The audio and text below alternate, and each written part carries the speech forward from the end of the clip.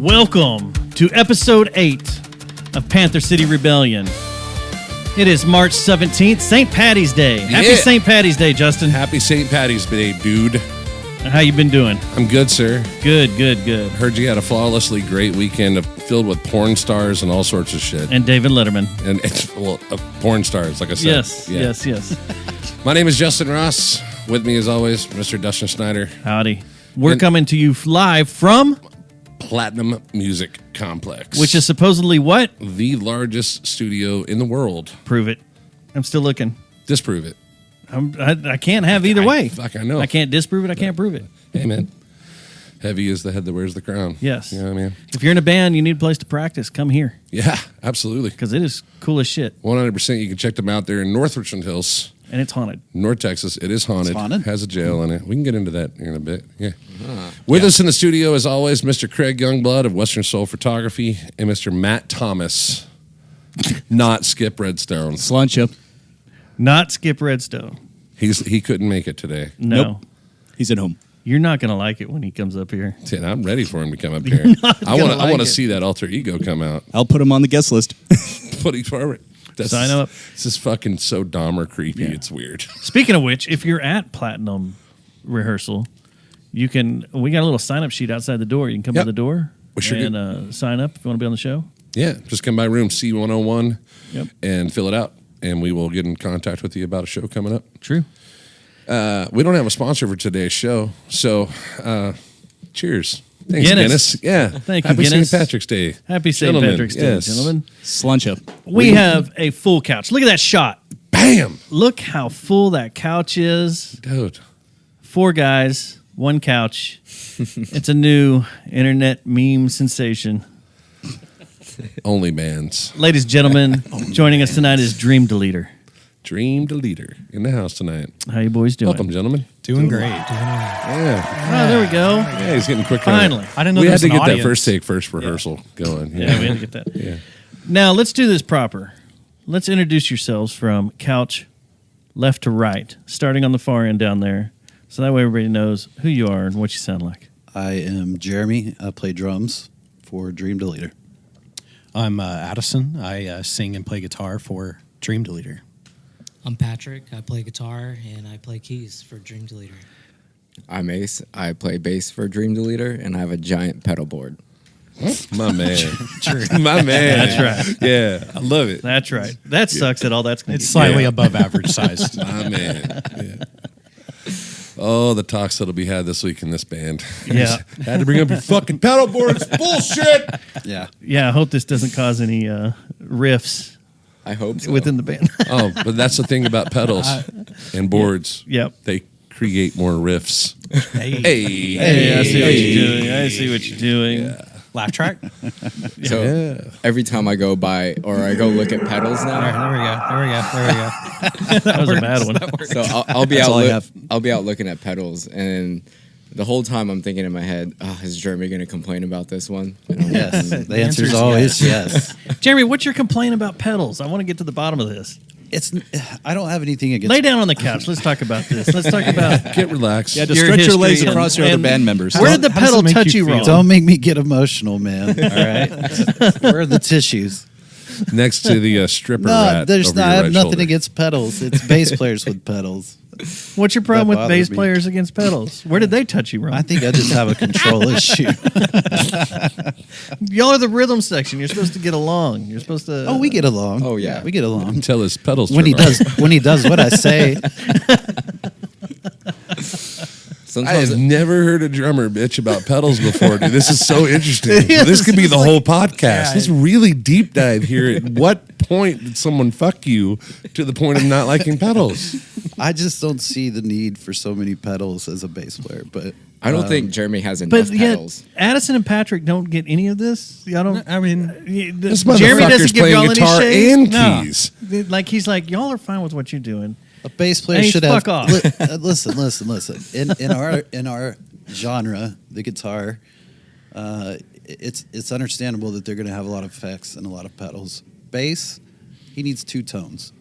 He needs distorted and not distorted. That's it. But I need 4 distortions. They all do different But things. what? Did Cliff Burton hurt you when we were younger? You know, like How many pedals do you think Cliff Burton had? He had like probably 3. he had like 5. or Exactly. 6. Yeah, but you know the why? thing is like if you Because less is more. well, he was also like out of a garage, California, like fucking, couldn't afford it. Put it more into his bass rig.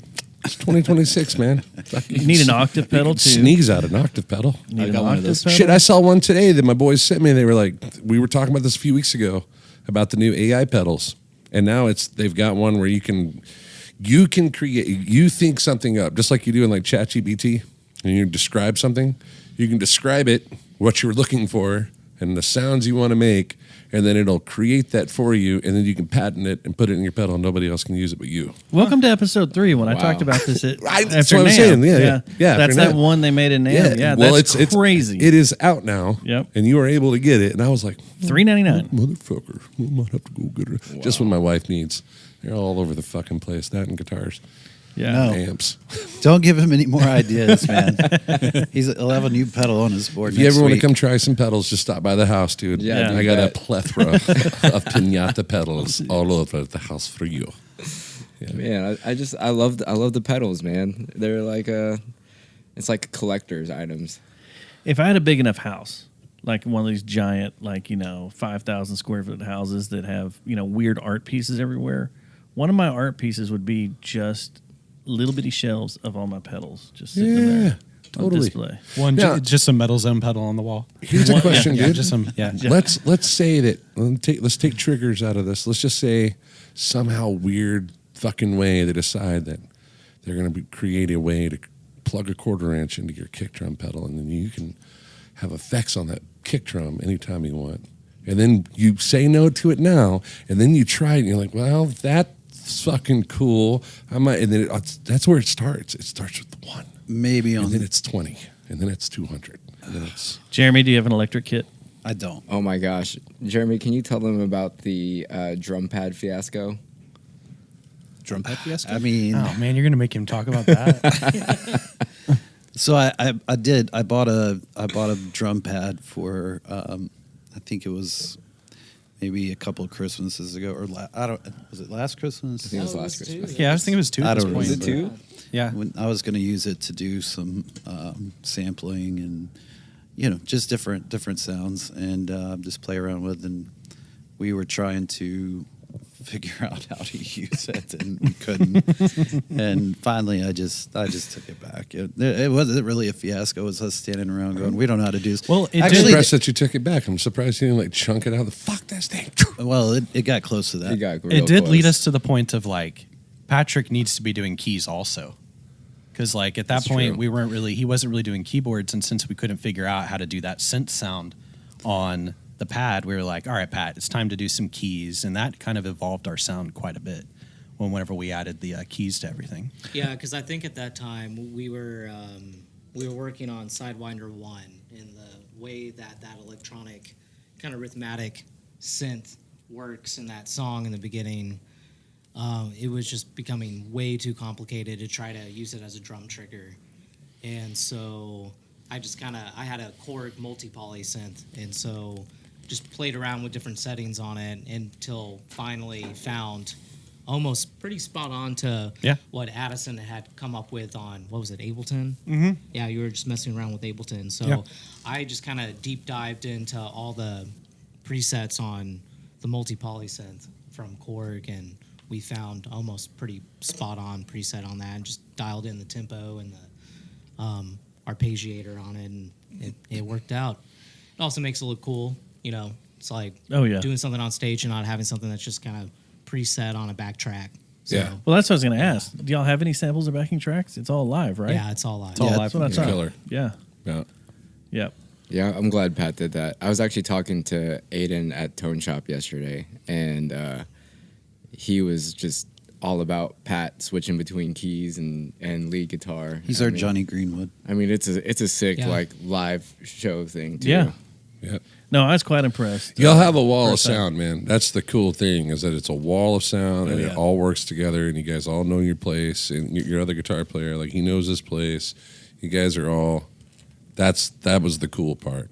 You get 5 guys on stage with each other, and we've all seen it. It can be a clusterfuck, and it can be egos out especially having 3 guitar players. Yeah. You can have 3 egos on stage, like, oh, my guitar's not loud enough. No, my guitar's not. And before you know it, the sound guy's going, turn the fuck down. Or you're dual and you just crank everything as well. Yeah, up to 12, right? Yeah. Different story. Miss that Yeah. band.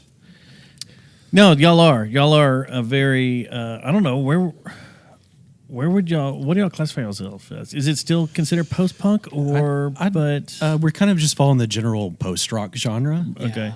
We've got some shoegaze elements, but I mean, overall, I'd say post rock. Post rock, yeah. All right. Yeah, So I got post one rock's for you. best. So I was telling you guys earlier that I had it on the truck, and I got this guy. He sells merch for us and whatnot. And so he's young. And so for him to hear it, he was like, man. And he what did he say? He goes, you guys are, he goes, it sounds like Deftones, Pussifer had a love child. And I go, okay, I could see that, kinda, I guess. And he goes, but with a shitload of effects. I was like, yeah, all right, cool, yeah. Well, the show y'all did in January at Cicada, the response from like everybody that was around me was very Deftones-ish. Yeah. Okay. But that's a lot of people that don't know post rock stuff. Yeah. I was comparing y'all to Driving Slow Motion here locally, Cool. Love them. Sick. but with vocals, and or ISIS, because I'm a huge ISIS fan. So am I. So I had a lot of feel of that. I was like, yeah. Have You you know, have you it's started, just a wall of sound. It's so are great. you starting to move in just using effects on your vocal lines? Yes. Yeah. Yeah. I just got a cool vocal effects box. It's like a Voice Live something. I've only really found like one preset in it that I like, but our EP release show that we just did, I used it for the first time and it turned out really nice. Yeah. Yeah. Yeah. Able to get lots of reverb, delay, and stuff Yeah. like that. Totally. I know a guy that he has it's TC Helicon's vocal effect pedal, the blue one, that little blue and white one. I use one for harmonies, but the verbs on there are good. But he was coming out of that, and then he's running it through the Strymon, like Okay. Mobius, Timeline, and Big Sky. Okay. And so he was getting some really cool vocal effects out of that are controllable, that aren't taken off on you, especially if you're running like, I don't know if you guys are running in-ears or not, but in-ears are, No, we're not. And the problem with using all that stuff live is you've got to make sure you got a sound guy that knows how to control that in the room. And Yep. there's a way sometimes- around that. And we figured it out. And a lot of sound guys will shit on me for saying this. We invested and got an X32, right? A rack, Behringer X32. But then we have another one because we run with a sound guy. Now he controls all the front of house and all the gains and everything. And sound guys on here are going to sit here and fucking watch this and be like, well, you could do it on. Shut up. Shut up. I don't fucking care. I run 2 X32s. Point being is that our ears are always going to remain the same no matter where we go. So it's locked and loaded. So when you guys set up and you do your show, when you put your ears in, there is no real sound check to that. You don't have to have somebody there manning that. You get what you want for your drums. Everybody gets what they want. Then through a splitter, you're running another console that's tails going out, or you have your own console that's running house. So you send the tails off the splitter to house, they run you, but your mixer stays the same. So your ears are always your ears. That's cool. Yeah. And it's nice when you are able to play a venue that will allow you to do that and set up stuff like Right. that. But a lot of the rock venues won't let you do that Right. because they want bands on and off quick. And then a lot of the sound guys are like, they'll work with you for a little bit and then they just get tired of it and are like, fuck it, let's go. That's why we got And the that's the other problem. rack so that we could have everything pre-plugged and ready. Yeah. So that we get on stage, like even our drummer, if we're sharing a kit, we go ahead and have our Sennheisers ready, and he's got them all rolled up. So we literally, we call it the Blue Devil. We roll it in, put it over to the side, and we just clip onto the drums and go. And then the sound guy is sending them out a left-right sub. Here's this for front out. He runs it from iPad.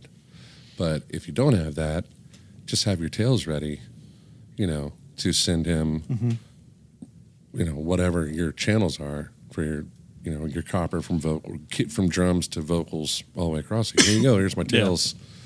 Yeah, You know? and we use the X18. We have the Behringer Yeah. X18, so I'm sure it's a pretty similar setup, Similar. just less. It's the splitter. It's just like if you were in a recording studio or so you're running a true split. So that splitter is, you're plugging into that's plugging into your X-Air. Okay. That X-Air is what's feeding your ears. But then the other tails that are coming off that splitter go to front of house. So everything that's running to the X-Air is for your ears. Everything else is for, see what I'm saying? That's cool. Yeah, it works that way. It works really well. It makes it fast. Real Yeah, I think the fast. most we ever get is like 15-minute turnovers. Correct. Yeah. Well, especially like in festival settings. Right. You got to be Quick. quick. With 2 keyboards Yeah. and a guitar and A 2 lot. guitars. Totally. We our setup time, we gotta get better at that. We're a little slow. It comes with time. It comes with time. It comes with time. Yeah. And now we're adding a light show to it all. Now we got to set up our own lights. Shit. Are you triggering your lights through Ableton or anything? Not yet. Not yet. That's going to be a step. We're working on that right Yeah, now. It's that's just a fun like step. like my wife controls it with a remote in the crowd. There's a There you really go. yeah. there's, That's a, a good way to go. Yeah. there's a really cool deal called Maestro. You checked into that? It's a box. It's all MIDI controlled, so you can run all your lights can be on wireless. Okay. And so you can get them placed in their places wherever you're going to have them set. And then before the show, you can like set up and you can set your lights where they're going to be. You can build your scenes out. And then it all goes onto like a pedal board, just what the bass player wants. More Yeah. pedals. We'll let him control it. There it is. Yeah. It literally, but you can He set thinks it to where he's you have, changing like, his tone. crowd But he's not. surf, strobe, briders. You can set it to the mood, and then you can set the color change. So however many pads you have to hit on your MIDI pedal board, you can set to Maestro, and then it just plugs in with like a MIDI, like a 7-pin cool. MIDI cable, and then you just press it during the show. But you can tap it like a tap delay. So to the music, you can tap to Okay. the tempo, and then that. Sam Donald used one, and I saw it at his show when we played with him down in South Texas, and I was like, I'm looking around for an LD. I'm like, where the fuck is the light guy? And then I was like, he doesn't have one. And then I'm paying attention to the guitar player, and he's doing it. I was like, this motherfucker's got it down. Yeah, there's a few bands here that do that pretty regularly when they like playing Cicada. Easy They're like, we don't need a setup. live set. We don't need a light guy. We got our own. Now, are they stuff. still like programming it? Like Yeah, and you stuff? program it the Okay. way you want it. Well, like driving But slow motion. You can who we tap said- tempo it, so you don't have to like be on a metronome live. No, No. you don't have to because That's cool. We're not either. Like Nice. everything's live and with no backtracks, but it works that way. That's what I liked about it. You could tap tempo this thing in. Yeah. And I was like, oh shit, okay, well, That changes it. That changes the game. cool. yeah, because I don't want to fucking play the backtracks. No. I don't know if you're a live band, you're a live band. Be that Yeah. way. How do you guys feel about bubble machines? I'm in. Love it. Yeah. I'm in. Yeah. Yeah. And the more foam, the better. Like if you can get the full like old school rave foam machines going, Yeah. to where it fills the room up and we're all soaking wet. Yeah. Yeah. I mean, now the venue doesn't like it, but I mean, There's But a it's a giant bubble bath. You have to be careful with the bubbles that you use because some of them get really soapy slick. Yeah. We learned that the hard way out Yeah, of no. Broncos one night. Slipping bus We had grass. we had two of them on each side of the stage. We got into this really dark part of the song, and then that's when we engaged the bubbles because I thought it was hilarious. And I hit the pedal at my foot, and bubbles are flying, and my fiddle player's like, anyway, he's just, but what the fuck is this? Like looking around, and then like I saw an old lady like almost slip and kill herself, and I was Oh, like, no. oh no, that's not. so they can affect Lawsuit. the ground. And Yes, You- if it's there- soapy. Yes, so there's Okay. certain bubbles that you can get. There's that, water ones that Yes. it's like water. It still makes it, but it's more of water based. Okay. And they fall apart quicker. they'll leave Don't little ever pop mix rings. bubbles and glitter though. Don't do that. It's a mess. okay. That sounds like a And mess. it's I like kind of want to know the almost story turns- behind like the idea of let's put glitter in these bubbles. Well, it's like we're gonna do bubbles for this song, and the next song we're gonna shoot glitter out everywhere. Okay. And then it turns to like glue. Oh god. Yeah. Like becomes a complete yeah. Unless it's a place you never want to play again. I mean, Right. And also be mindful of where the hell you put your bubble machine. I put mine behind my guitar boat, not thinking about it, and then like the headstocks were all covered in soap. I was like, shit. Well, This did not work out well. it's the same thing with a smoke machine. That Having a too. smoke machine spray right into your amp, and you're like, oh, Yeah, well, that's, boy, that's or the great. cabinet, and you're like, that's probably not perfect for it. Yeah. There was some good amp choices. I saw an orange. Yeah, Am I correct here? Yeah, Okay. so I do the 412 orange cab, and then I have a 50 watt. It's a tweaker Bogner. Okay. Or no, sorry, Egnator. Okay. Nice. Yeah. And what are you running through, sir? I'm running the JC 120. Okay. And you're running. I thought it was Mesa. No, I'm Ampeg. Totally run Ampeg. Okay. Was there a Mesa there that night? Am I tripping? May have been before them. When did you get the quilter? December. No, I don't know. Was our first show? Did you have the quilter? Yeah. Okay. Yeah, for sure. Yeah, it may have been whoever was before them. Who played before y'all that first show? I can't even remember now. Flower bed. The very first show. That Very we did? first show Yeah. would have been Very first show. In Constant Octo- Seas. The one in October was Constant. Oh no, Seas. not October, January. January. January. We were the opener for. We were the January. opener in January. Oh yeah. And then it was Spring Palace and Shepherd. That's right. Shepherd Yeah. Orr. That's right. That's right. Yeah. By the Okay. way, Shepherd Orr very So it may have been cool. Spring Yeah. Palace after them with it. Okay. Yeah. Well, either way, man, sounded good. It's Yeah. fucking fat and full. Yeah. So y'all released the EP. Uh-huh. Where'd y'all record that at? Recorded at Studio 515?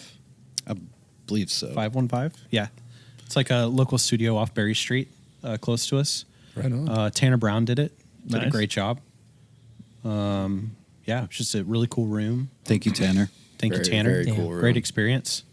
It was good for us to kind of get that first one out of the way, get it going and done. Now I feel like the next one will probably be a lot easier. Now, when did y'all record all that? Because y'all released singles beforehand, like, It was about April of last year. It is? Yeah. and then y'all did the trickle release, and then when the EP came out. Yeah, put it Yeah, all we together. released two singles, Yeah. a couple months apart, and then waited a couple months, and then released the full 4 song. So let me ask y'all this, being the type of band y'all are, because I've asked other bands that have done this, the trickle release, a couple singles and then the full release. How'd that work out for y'all? Y'all pleased with how it got the reception and how it got picked up, or?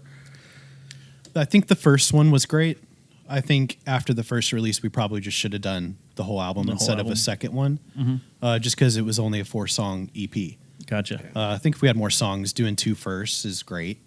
But That yeah. seems to be the consensus with a lot of people. A lot of people want to go this route. Let's release everything as a single, and then we'll put the group out afterwards as one big release.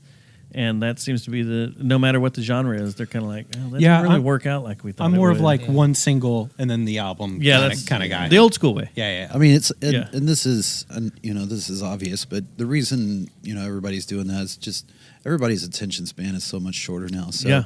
if you spend so much time, writing a 7 to 10 song record, you put a lot of time and effort and energy and money into it, and you release it all at once, and people only care about it for a couple of weeks, and then it's forgotten about.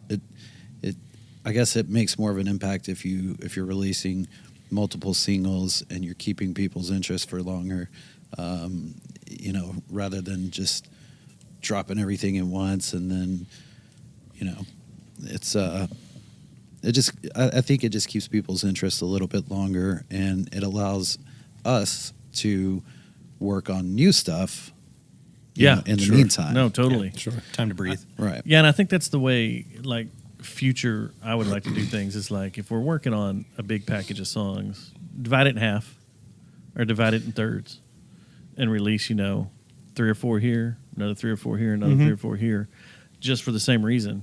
But I've talked to like a few people that do pop music, some people that do country music that have kind of done the whole single thing, and they've been like, yeah, the first one hit hard, second one sorta, third one meh, and then we did the full release, and everybody got the full release, Yeah. And it's, I don't know, it's cool, it's interesting seeing everybody kind of play around with this weird age of music we're in. It's strange. Right, and Very strange. and it's not just about dropping singles. It's all I think that the EPs become way more popular, and Oh yeah, I mean that's very apparent. But like, more people are releasing EPs.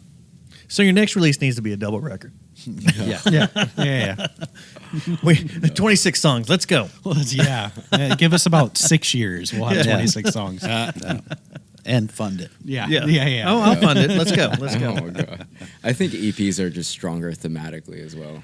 Yeah, I mean, I feel like it's hard to keep a strong theme through 12 songs. I think so too. And I think it all depends on how long your writing process is. Like you could throw 4 out there that all thematically feel good, Yeah. and then take a long break before writing another 1 or 2, and it just changes everything. Yeah. Yeah. Well, we had two other songs that were actually written before the songs that we just released on the EP, that we wrote a long time ago, and those didn't make it onto this EP or this because, like he's saying, thematically they really didn't make sense to put with this group of songs. If we're just talking about releasing a short EP, Sometimes, though, man, if now you're saying you have a couple of them, but taking one odd man out of the let's say the 4 that are on there, and then you put the odd one in there that doesn't fit. Sometimes that's a plus. No, I agree. And, Yeah. and we've actually been talking about that recently. Yeah, for the next one. Because we have some other we've almost got a complete EP ready to record now. We want to do maybe 1 or 2 extra songs, but one of the songs we're talking about including in the EP doesn't necessarily fit with the other songs that we have, but like you said, we're still thinking about releasing that song with this EP because of that. Sure. It does stand out a little bit. It is a little different, but thematically and just the meaning behind it is really special. To me personally, just speaking for myself, the meaning of the song, it's got a very it's very important to me. So I want to release it, and I would like it to be on the next release. But Sure. I guess we got to do it now after that. Hey, what, Yeah. We don't want to make Jeremy mad. Don't make it. All right. We'll do it. hey, So- what, Thank you. man. what song are we talking about? If you go, I go. Oh, dude, I like that song. Yeah. You need a lot of pedals on that one. No. No. Actually, no. Yeah, actually, yeah. All right, so let's go back. How did all this start? Where did all y'all come from? I know Jeremy's history. I know where he came from, but where did the rest of y'all come from? I think probably you, because you and him kind of linked up first. So I remember it was Well, let's go back. So first of all, I've known Patrick for 15 years. 2000. A long time. Yeah, 2009, 2010. Who all have you played with, Patrick? Because you're oddly familiar.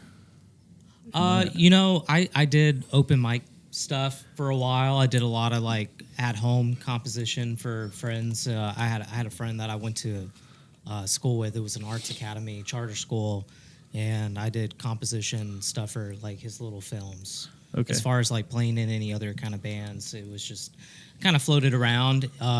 Nothing ever really worked out, so just kind of floated around on a lot of that. But I met Jeremy probably, I'm 37 now. I met Jeremy when I was like probably 17, 18. Really? That long? Yeah, it was high school. It was wow. like my senior year, and I was going into Hot Topic at Hewlin Mall, and that's where he was working. And you know, we'd always chit chat and stuff, but it wasn't until I was probably 20, 21 when we started working together. I was a key holder, and at that time I was obsessed with anything. I mean, when I started playing guitar around 13, 14, and I was obsessed with guitar virtuosos. So like Steve Vai, Joe Santriani, Marty Friedman, Jason Becker. I was all focused on technicality and not so much on the song composition.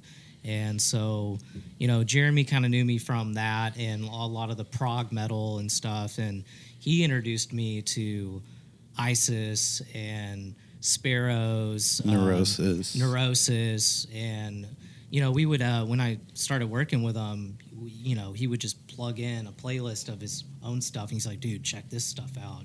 And that's when I kind of had an eye opening of like, oh my God, like the impact of the way that these guys write and the soundscapes that these guys put out. It just hit me so much differently than just hearing a guy shred an A minor scale at 220 beats per minute, you know? And so that kind of, his introduction of that music and that genre of that post-metal, post-rock kind of soundscape. And I was already getting into like Explosions in the Sky around that time. But he kind of pushed that and introduced me into a lot more. And that's kind of where I shifted from, you know, the technicality to more of songwriting, composition, and feel within it. Not saying that you can't have that within technicality as well, but I definitely shifted more of my focus with a lot of the music because of that introduction. So it's pretty cool when you find out that technical guitarists have bands like Coliseum and Pelican and Russian Circles and stuff like that. And you're like, oh, okay, this is what you do in your off time. You make a bunch of ambient noise and textures and landscapes. And one of my favorite guys, I'm a huge Radiohead fan, and you know, us having three guitarists, there are times with that band that they are all three, Johnny, Tom, and Ed, are all playing guitar, but they're doing things in such these what seems like individually minimalistic, but when you put it all together, it creates this beautiful like layering that adds such a fullness to their songs. And it may not seem like a lot of what they're doing individually, but if you take one of those out of the three away, then it does feel like something's missing. And I feel like when I write with these guys, I think in that kind of regard of, I may be playing something that may seem individually something minimalistic, but we got two other guitar players and a bass player, and then me fiddling around with synth to integrate a lot of that in. And once it's put together, the puzzle piece, you know, you see the image, and that's what really makes the impact with that. When did you guys link up with Nick? That was pretty early on. Yeah. We started writing. Actually, when everything started, Dustin, you'll appreciate this. When everything started, I had gotten together with Patrick and Anthony Sosa. Yeah. We miss you, Anthony. Just saw him. I know. I didn't get to see him. I was wondering if you're going to come out on Friday night or not. I wanted to, and I wasn't able to make it out. But and it's a bummer the show got canceled. Yeah, that sucks. Yeah, that really sucks. I was going to go too. So that's how it started, and we were just getting together, writing and coming up with ideas and just jamming. It had been a long time since I had been doing music at all. I had just kind of given up on it. Well, and me and you reconnected at Tulips in Fort Worth. I ran into you randomly. Yeah. It was a Holy Fawn, Midwife, and Death Heaven. That show. That show, yeah. That show. So Yeah. I saw you at that show. Yeah, we were at that show. Yeah. So I'm a big Holy Fawn fan, and I think that was the first time I ever saw them live. I was really excited about that. But yeah, I ended up seeing him, and I hadn't seen him in Probably 5-6 years. probably at maybe, least. It was somewhere at least around 5-6 years. So when we saw each other, we were just chatting for a minute, and then later on, maybe a few days to a week later, I think I reached out to him and asked him, what he thought of the show, what he thought of Holy Fawn, and just kind of told him I was looking to start playing music again and doing something I'll use post rock doing something in the post rock world, and would he be interested in doing it? And he did. So after that, and then we started, collaborating and jamming, and then I knew Nick, just a longtime friend from the Fort Worth music scene, and I don't remember how long after we started playing that I reached out to, but I reached out to Nick and met up with him one night and just kind of, talked about the vision I had for what I wanted to do and what I wanted it to sound like, and asked him if he would be interested in meeting up and, jamming and writing with us. And so that's when he came on pretty early. He came on, pretty early. So, and then Sosa, he was doing his solo project at the time, and he's a teacher, as some of you know. So he didn't have a whole lot of extra time, so he had to kind of bow out. And then we, tried out a couple of bass players here and there. I think I'm actually getting ahead of myself on the bass player thing, because this is right. But I think it was right whenever Sosa left. Nick reached out to me, and he was like, "Hey man, this is the project. This is the sound. I think you'd be a good fit for it. We want to get 3 guitarists in there." And I was like, "Heck yeah, let's do it." So I went and jammed with them. Loved it. I think y'all had like 3 kind of abstract, really long song ideas. And I kind of came in and helped structure things a little bit. I wasn't the singer at that point though. Just a third guitar. And that's whenever we started looking for bassists, right? Yeah. And found him on Facebook. Yeah, I was actually. We do a post. I was actually You with, whore. dude, Yeah. How dare you? I know. What a slut. Craigslist, roses. Jesus Christ. First picture's a pedal. Backpage. Drummer's like, nope. Nope. We went on Backpages.com. Swipe left. Actually, Oh, shit. when I joined, We found him on Grindr. when I joined, that makes I sense. had no pedals. Must be the hair. I just had a couple pedals, because coincidentally enough, the band I was in before that, my drummer was also really controlling about my tone. Oh Wow. this seems to be. You get a tuner. That's it. Is this a drummer thing? Yeah, Yeah. I'm a sucker for abusive relationships, I guess. Damn. So I was actually practicing. Actually, I was practicing in C103, down 2 doors down, right here. Really? Oh, really? Oh. I was in a death metal band, How long ago was this? dude. When did 3 years ago? Oh. Has it been Because 3 whoever the years? drummer is in there is badass. He's a bad motherfucker. It might be the same guy. I don't know. Should we take a moment and go down there? Should we Let's check? get on there. Hey, oh. Hey, grab a camera and some mics. We're going down the hall. Hey, Clayton, is that you? No, it never really took off. We got really close. We recorded some stuff. But quite honestly, man, I had been playing metal for a long time, and I was originally a guitarist. And then actually, during COVID, Garrett from Shepherdor hit me up, and he was like, "Hey, do you play bass?" And I was just bored. So I was like, yeah, dude. So I went to Tone Shop and bought a bass, and then showed up at rehearsal and pretended like I was a bass player. What? But I had a great You heard time. it here first. And that's No, what it's awesome. that's It actually what can be that's done. actually what he did with us too. Yeah, he did the same thing with us. And I think we're just finding out about it now. Yeah, I was like, you know what? I'm gonna slide into this guy's DMs. I'm like, I have a good track record. All right. Now it explains all the pedals. Yeah, I was Yeah, about to that's say, where there all it the is. I'll just Pedals turn come everything from. on till I sound good. This one here, and that'll Now cover you up the get one, it. and there's the Yeah, 4 and the there we 5. go. I'm good.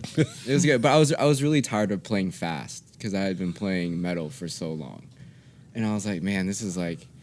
So I came across these guys. Like, oh, this genre sounds cool. I had probably only listened to Holy Fawn because at the time I was just like jamming around and just playing like R&B. I love playing R&B on bass, like some neo soul stuff. Yeah. Like a lot of Erykah Badu tracks, and dude, I just love that stuff. And so like I did want to like start playing a little slower, but then with this band I was like, oh, I can still be heavy. Like this is good. Like so it worked out. The cool thing, man, is that you guys have figured out with as much stuff as that y'all's using, you have figured out the less is more factor, which does work.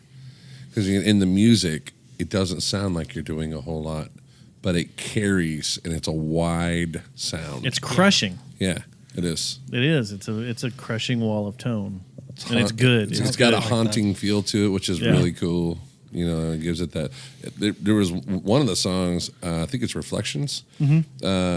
It has the intro. Da-da-da. Is that the one I'm talking about? No, that's Find You Again. Okay, Find You Again. And I might get crucified for saying this, but it has a ghost feel to it. I was like, that has a ghost feel We actually to it. It's funny that you Like Cersei, like almost. Oh, I was yeah. like, oh, okay, all right. It's funny that you use that term because we actually have one of our new songs that's going to be on this next EP is tentatively titled. Right now, it's called Ghost. It's called Ghost. It's just not a bad thing, dude. Those guys are fucking great. Tap the brakes. I like them. Tap the brakes. I'm a fan, and I've seen them live twice. Yeah. Their live shows are just phenomenal. They're fun. I've seen them live. I've shot them live. Ghost was good years ago. Now it's turned into some pop hot topic. I'm not talking about bullshit. now. I'm just talking about then and those songs, and they're fucking awesome. Okay, back then, yeah.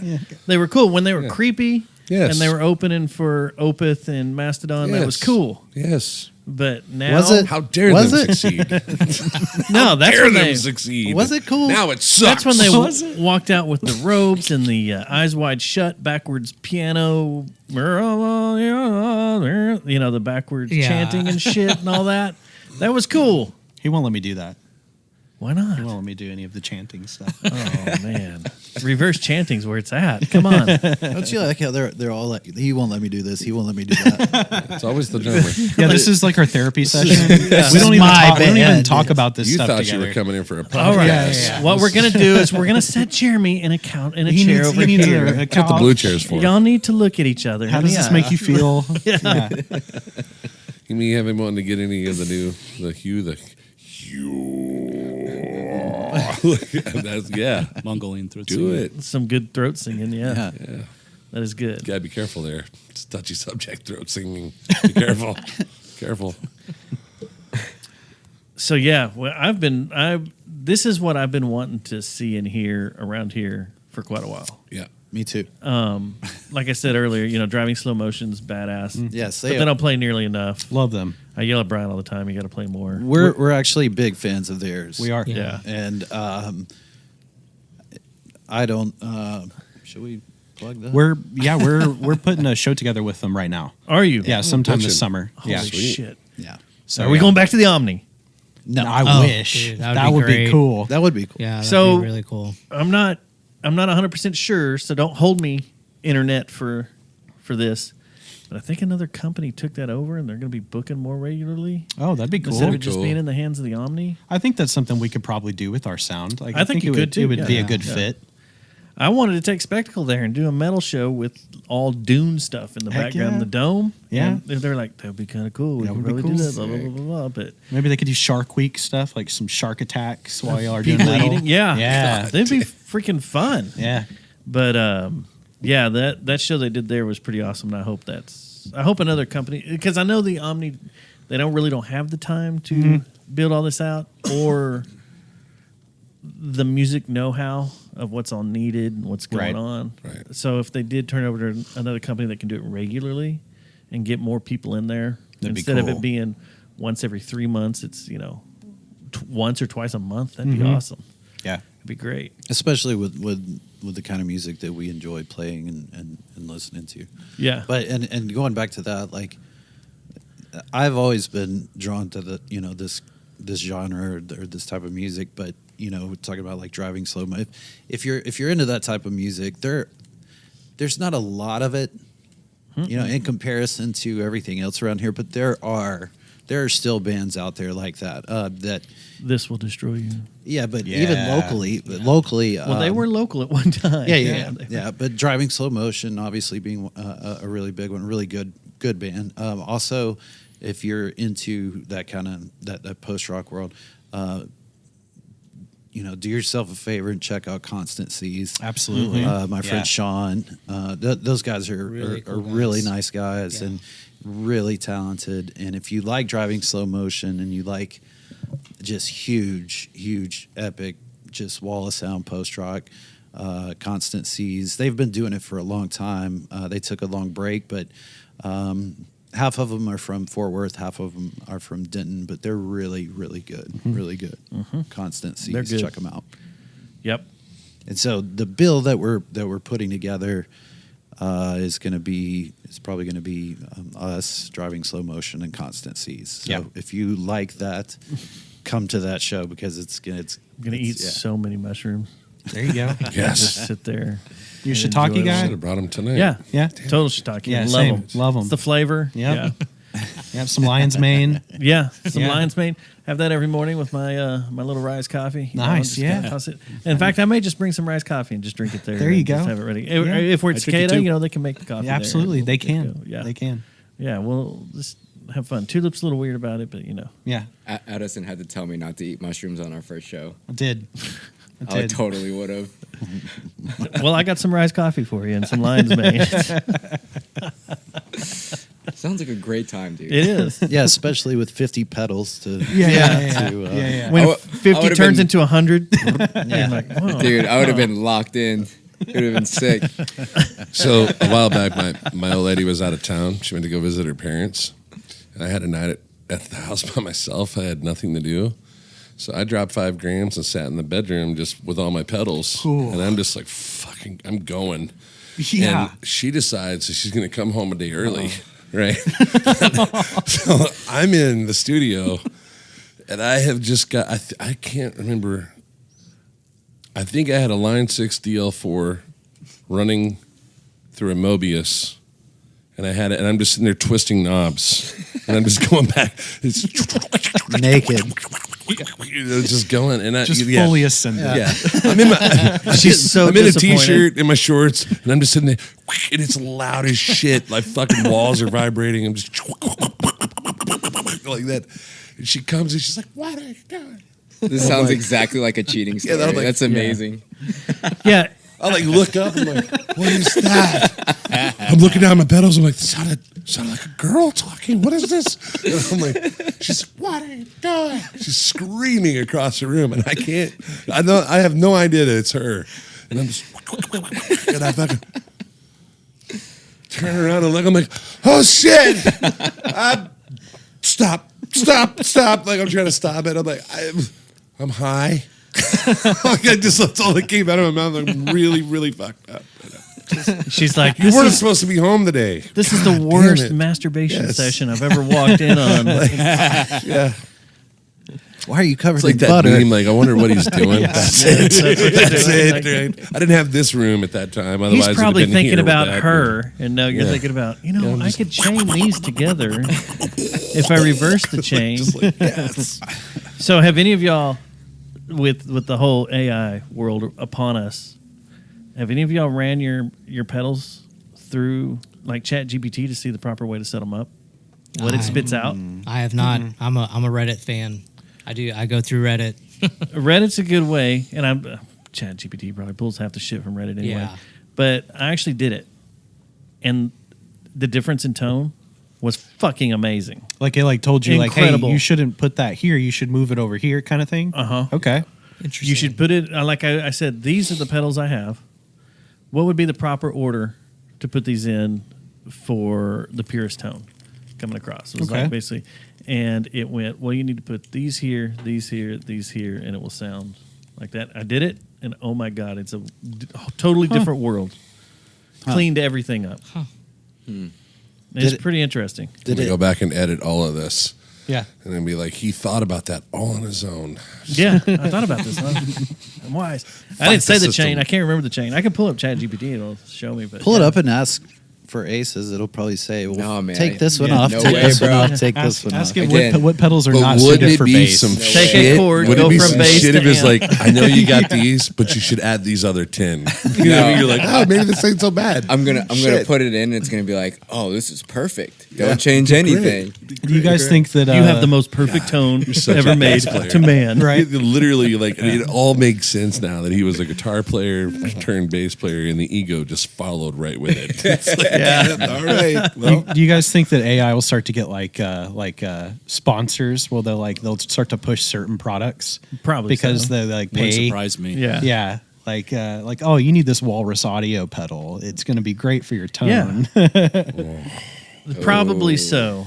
Right? Well, that's what fears me about like going to an AI that like Amazon or something. You're like, I need blah, blah, blah. And it like, well, you need to get a Blink camera or a Nest camera or a Ring doorbell. Yeah. Something.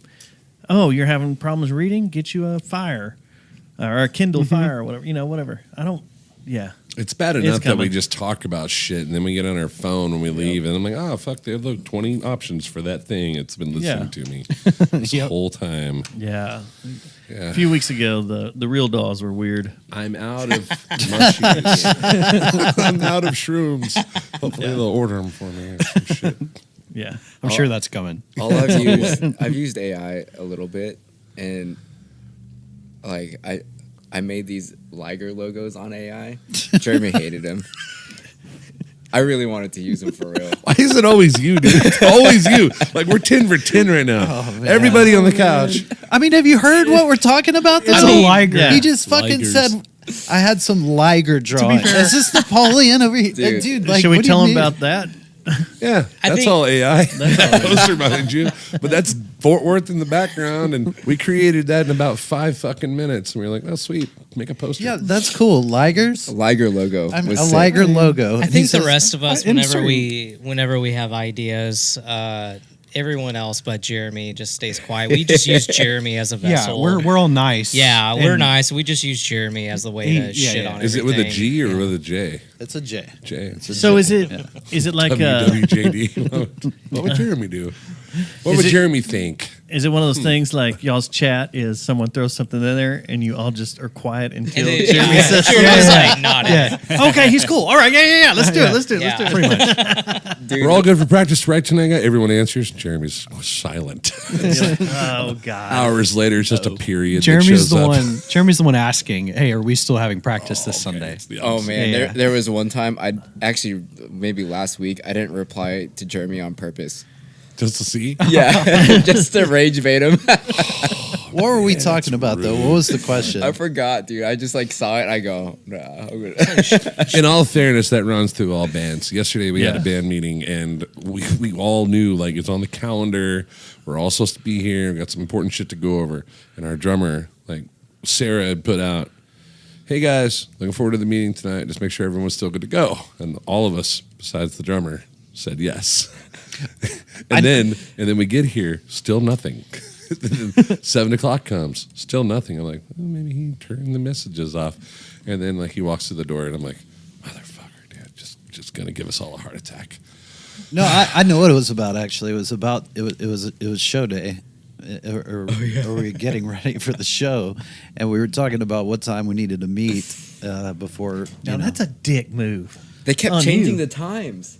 It was like 3:30. It's show day though. They were like, no. you- They're like, no, 3:15. I'm like, bro. They're like, no, 3 o'clock No. sharp. And I'm like, okay, like I'll be there. I'm on Jeremy's side on this. That's a dick move on show day. Ben Any other day, show etiquette, day. rule of thumb, if they say 3, if they start with one time and it doesn't go back beyond that, if it's 3 and then it turns to 3:15, just plan for 2:45 and you're safe. Well, and the reason he didn't answer is probably because I specifically said, hey, if everyone could, respond in a timely. Oh shit, you know. asked. Yeah, because I knew they wouldn't. All right, now I'm back on your side. No, because that's what it is. Yeah. That's fucked. We need to be here at this time. If everyone could please respond in a timely manner, sounded like the to let shitty us know boss. if you could be there. It triggered me. It triggered triggered him. Triggered him. Okay, Mom. Triggered him.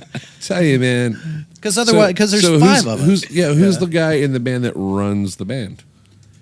When it has to come down to all the load-in info and all the bullshit, who's the guy that takes care of all that? Well, I guess me and him kind of split responsibilities a bit. God, that'd be nice. I take care of like the social media stuff and the graphics and the booking and communications, but he helps with like band scheduling. Okay. And, hey, where are you guys going to be here? Tour manager. Yeah, is that Per se. Is that fair? Sure. Did I? Yeah. It just sucks when you got to be the bad guy. But You help me That's with the part booking. that You help me blows. with booking also. I think When you we got to do. be the dick, and then it comes across. You're not really trying to be a dick. You're just trying to say like, hey man, it's fucking load in. It's this time. And then, fucking bass players with too many pedals don't answer you. And you're just like, well, cool. I guess we have a bass player. He's got too many pedals and too many kids. Oh man, How many kids do you have? just 2, bro. Just 2? He needs to get rid of. this economy. No, I'm way. just kidding, dude. What are you, fucking 19? How old are you? 35. Okay, it's forgivable. He's just Asian. He looks Same. young. Yeah, He's just Asian. He looks young. That's fucked. my kids are rad though. Oh, No way. shit. How old are they? One's about to be 3, and the other one is about to be 1. They're all turning these ages in like a month. No wonder you turned into a bass player. Jesus Christ. Anybody else got kids? No kids. I've got one kid. One kid. One kid? I've got one grandkid. Well, wow.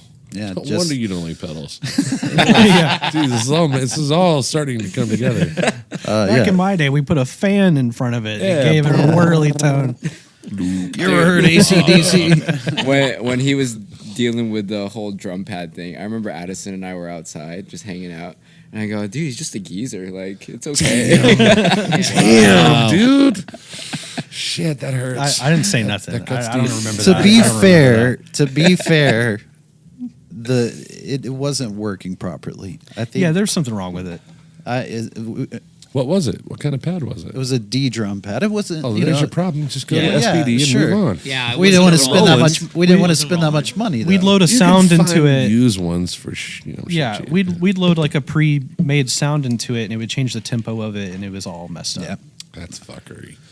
I got a buddy that's going through MIDI hell right now, and he's an acoustic player. We had him on the show a couple times ago. TJ was on here. He's been in MIDI hell, and he's always changing his pedal board. Always changing his pedal board. And I'm like, dude, why the fuck do you keep... Look, Tell him to send it through Chat stop. GPT. Yeah, well, I'm about to now, right? Right. Because he's always changing it. He's like, I've been in MIDI hell for like 2 weeks now. Blah, blah, blah, blah. And like, I'm like, stop. Just do, go back to analog. Go back. Get out of this digital shit. And then he shows up and we play a show together, and it's some fucking all-in-one pedal, and he's got his mic running through it, and his guitars, and there's shit everywhere, and it all sounds like flat shit. Like, I'm just like, this sounds like crap. He's like, no, man, it sounds good. I'm like, no, you're just so far into it, you think it sounds good. I'm telling you, it sounds like Yeah. shit.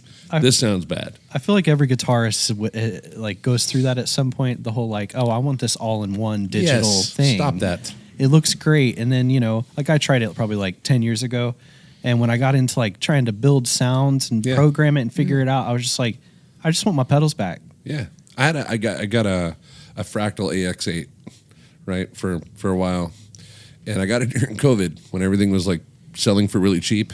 Everyone was getting rid of shit to make money. I was like, all right, well, fuck, cool, I huh? guess I'll just buy this. And I got it, and I was like, okay, I'm gonna go down this road, and I don't have to carry that Mesa around anymore. I can do this, and I got ahead and got it in the studio, and I'm fucking with it. I'm like, yeah, it's cool. And then I tried it on a show, and I was highly disappointed. I was like, this sucks terribly. Oh my God, please, I need my amp back. you Yeah. know? Yeah. Yeah, I found the Chat GPT when I did the pedal thing. And down at the bottom it says, this arrangement balances tone clarity, pedal functionality, and noise reduction. You can always tweak placements to suit your specific playing style. Huh. Nice. But it changed everything. I have to try that. Yeah, because I had my fuzzes out of order, my distortions out of order. Okay. But it went, you need to put, like I just said, I'm building out a new bass guitar pedal, listed them all, and it said, here's your order. Nice. Yeah. And it was pretty dope. It was pretty good. How do you guys feel about Oh, Suno? man. You know about Suno? Yeah, Oh, that's yeah. what created our intro that we were playing. Yeah? earlier. Yeah. The fucking the So- enemy. I have a love-hate. Like, I've been going in there. I swear to God, drummer, if you fucking come out of the hood right now and be like, Suno's fucking great, I believe you. That'd be wild. I'm out. I would not expect that You'd from be like, him. he can't have pedals, but Suno is cool. I'm fucking out. So, I've been fucking around with Suno quite a bit lately. Just doing weird stuff. First, taking half the Methinks catalog and remixing it into soul funk songs, that you can roller skate that to. is a fun use of it. So I'm doing that, and it's making them crazy. But also, like, taking spectacle stuff and transforming it into something else, and then using those ideas to come up with something else on top Okay. of it. Like seeing, like, what would you do in this situation? Okay, that's kind of cool. let's piece out different things. Like, it always, when you prompt something, it always gives you two options, right? Mm-hmm. But if you tell it to hold a certain BPM, you can do that as many times as you want. It always 2, 4, 6, whatever. Okay. And then you just take pieces that you want, because I've got the pro account where you can stem things. Okay. So it'll give you the stems, and then you can just put it in your DAW and slice it and dice it. Mm-hmm. Been kind of jacking with that, and then give it to the guys, and we rewrite it or redo Gotcha. it. So it's just kind of Like an to idea tool. like an idea tool. Yeah. Because we wanted to do remixes on our last record of some sort, but we couldn't hit on exactly what we wanted. So one night I was just like, well, let's remix our last record into synthwave. Okay. Dark Mm-hmm. synthwave with a little bit of glitch, little The industrial. spectacle. Yeah. That's crazy. Yeah. And so what I would do some, and then some of the guys are like, yeah, that part's cool. So we started charting everything down we liked, built out the songs, and then got in the studio and redid them or Yeah. added to them, changed things around. And it's come out pretty cool so far. So as an idea tool, yeah. As something that people are making complete bands out of, Right. and posting them on Spotify. And Make tricking me a everybody. song that Yeah, sounds like this, yeah. and then you release it as your own music kind Yeah. of thing. I'm not down with that, but Yeah. using it as an idea tool, I'm down with. Okay. I kind of like that. I kind of like it. We had a guest in our first or second episode that took all his, or it was the first episode, took their entire record or their entire library, and had it change all the vocals from English to all sorts of different languages, Oh, interesting. and that's kind of cool. Uh-huh. I'm down with that. But I think as far as what people are doing, there was a band today that got busted or a guy, wasn't a band, but it was a fake band, had 80,000 followers, had a shit ton of downloads on Spotify, and got hammered pretty hard to where they're talking about filing charges That's wild. against them. That I think is bullshit. Yeah. You're not doing anything wrong. You're using the tools to create. A machine is creating the art. You're Right. still giving it the idea and everything, but I think it's bullshit that charges should be placed against you because you're making money off of it. Well, I think the reason he's getting charged, I don't know if we're talking about this. I think I know what you're talking about, though. I think that he's getting charges brought against him, or they're talking about bringing charges against him because he has created something that creates listens. Yeah, no, numbers of listens. That guy right? is having. Right. Yeah, that guy was a couple weeks ago Okay, when they said okay. that. Yeah. Where he was uploading a band, creating creating bots listen That to- would listen to a track. Oh. to Right. then generate revenue. Right. And he had made something like $800,000, Yeah. some shit like that. Yeah. He was rolling pretty hardcore, and everything was fake. But it was also he had 6 or 7 fake bands. It wasn't just one. But Oh, you know wow. what? You know what?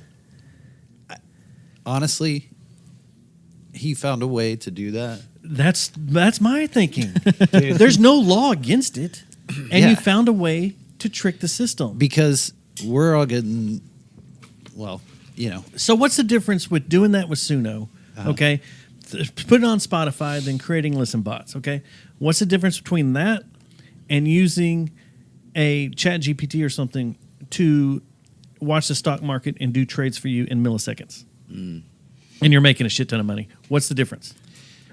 I mean, You're making money. Yeah. You're using tools that are there I for think when- you. I think that it's actually directly against terms of service with Spotify and things like that. well, I'm sure it to is create- because they want to keep all the money. Yeah. But I think the main difference with what you're talking about is when you're playing with the stock market, you're playing with the world's money. When You you're are. playing with Spotify, yeah, of course, there's someone that has invested money into that. It's a business. There's money to be made. There's employees, things like that. But you're not talking about, global economies and. Well, I think a lot of people that are using it now are doing micro trades. They're not doing big giant stuff that's really messing with the world economy or fucking with the dial and dropping it, Yeah. whatever. But it's I mean, Are we but it's talking a tool that's I there. missed the You're first part. Are using we it. talking about an artist that created music through Suno and then is making money off of it? Or we're online? talking A about guy. we're talking about a guy. I guess it was through Suno. I don't know what it was through, but he created music through AI. multiple bands. Yeah, multiple fake bands, bands. and then Okay. he created bots to listen to those songs and those bands to create revenue from the amount of listens, right? Now the problem is that I see that lies on Spotify's side of things. It's their deal, and where they fucked up is to count as a listen on Spotify. You only have to play a song for 2 seconds. Is it 2 or is it 30? Well, it used to be, and I have their handbook on here. It may have changed because the handbook that I have is a couple years old, but it was 2 seconds. A podcast was 1 second, Oh wow. and that considered as a listen. Okay. So you could sit there and just F4, F4, F4, F4, F4. Wow. But If who you wants wanted to do to. that? You know? Yeah. Now, from an account though, like let's say your Spotify account, you're a listener, you're not an artist, and you're just F4 it, you're just repeating it over and over again. I think you only get so many before it cuts you off as like for your daily listens. You can't just sit there and 1 second, 1 second, 1 second, 1 second, 1 second over and over again to count that. If you have a that pay stream. account, That would make If you're sense. a premium, but if you're a premium If you have user, I premium, don't you think can do there's whatever any you want. They limitations. stopped that with a band called the Sleep Project. So Sleep Project did a thing. This was back when Spotify first kicked off. They created a complete record. It was a full album's worth, and I think it was like 60 minutes, right? And it was dead air. It was complete dead air. And every once in a while, there'd just be like this that would come through on one of the tracks. Otherwise, it was dead air. And they got all their friends. They called the band the Sleep Project, and then they got all their friends and family and everybody they know to put it on repeat every night. But before they went to bed, they didn't have to make any sound whatsoever. And they just replayed the whole record, and they would just count all these streams. And they kept doing it, and they ended up making like over $2 million on the deal, and then that funded their actual album. Well, when Spotify got privy to that, they're like, okay, you can only get for each person's account, you could for in a 24-hour period, you can only have like up to like 3 before it stops counting for the day. And that's what created the bots, is because they're Correct. all different accounts. That's what signatured that out for them Yeah. to have. Well, I'll have 10,000 people in a room, and they'll get whatever. It well, just so how, if you have a free account, how do they stop that from happening? It's IP.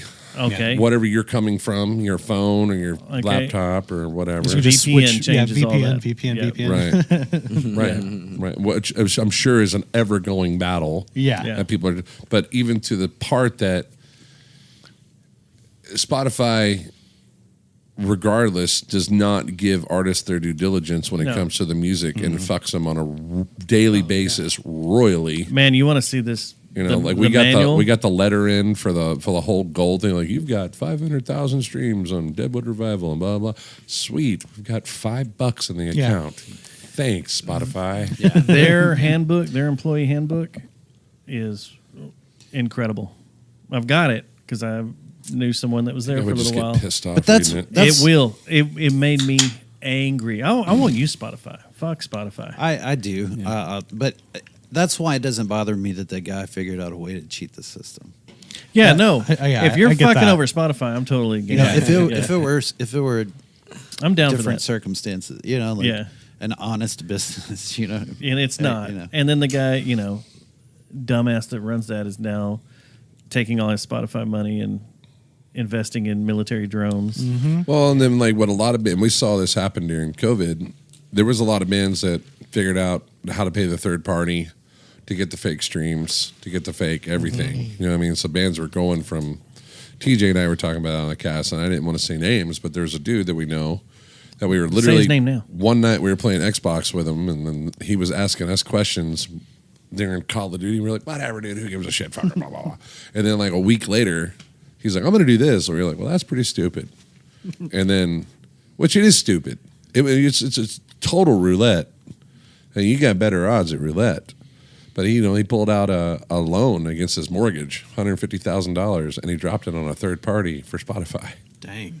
But his streams and his followers went up in the millions in like a week. And then all of a sudden, people that aren't in the know but that are watching Spotify. This is why I always tell clubs when they're looking at artists, they're like, well, they got fucking 1,500 monthly listeners on fucking Spotify, but who gives a shit? You don't know how many of that's real. Right. Yeah. You know what I mean?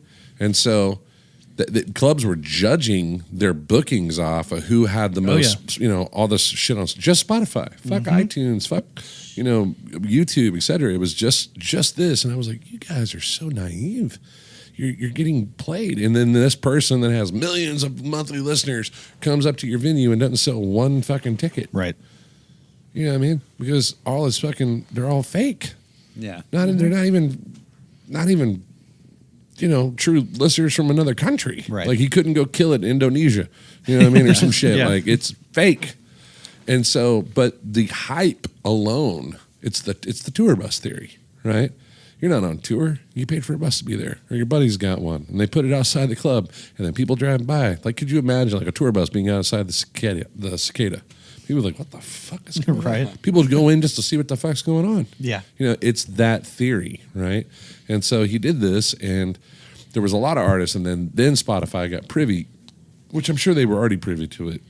But during that time where the government was giving out grants and all sorts of shit, and free money was just flying across the table, these guys were using it to put into that, and then they were blowing up. And they were like, okay, no, enough of that. Not saying you can't do it. Just do it through us. And so it got down to where, like, if you had so many followers that were fake, they just deleted your account forever. You were gone. And if you had the money to fight it, you could save your account. Well, some of these dudes had the money to save their account. And then it got down to use our party. Right. So now it's pay through Spotify to promote on Spotify. Pay our third party. And I'm like, what a chicken shit deal. Yeah. Like, And if you pay anybody else, how now about we it's just against- promote? Yeah. Like, what happened to guerrilla marketing? That's so it fucks the guy that actually has guerrilla marketing skills. That's able to go out and say, let's say a fucking kid's going to college, right? Let's say he's got the email blast for the college, and he's able to send his link out through the college email. Let's say UNT, right? And they fucking blast out however many, 10,000 students.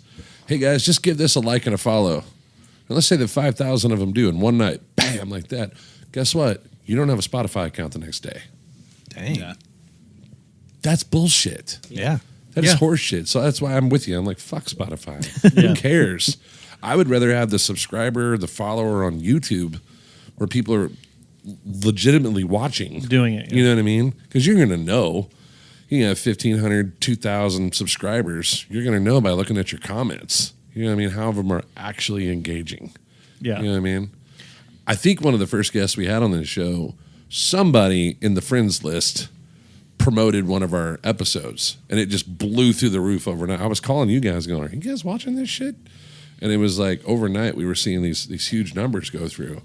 And I was like, And then every episode after that's been where it should be. Yeah. You know? Gradually growing. And so, but we're not getting kicked off YouTube, thank God. Right. Because that's the other thing too. Like somebody else can take your Spotify link or iTunes link or YouTube, and they can promote that through a third party. They don't need your permission. They can literally just grab the link, the share link, go drop it in there, spend, and if it's their money, they're spending the money. But Yeah, there's been a couple of episodes in the past or issues in the past where people have done that as a spite against bands. Interesting. wow, Yeah. Like Yeah. to try and get them like deleted, Deleted off of the off. platform. Yeah. wow, Yeah. that's some bullshit. Yeah, that's I have to meet those people in an alleyway. So speaking of AI, this came down, it blew my mind. Don't be afraid to raise your hand, but how many of y'all played Pokemon Go?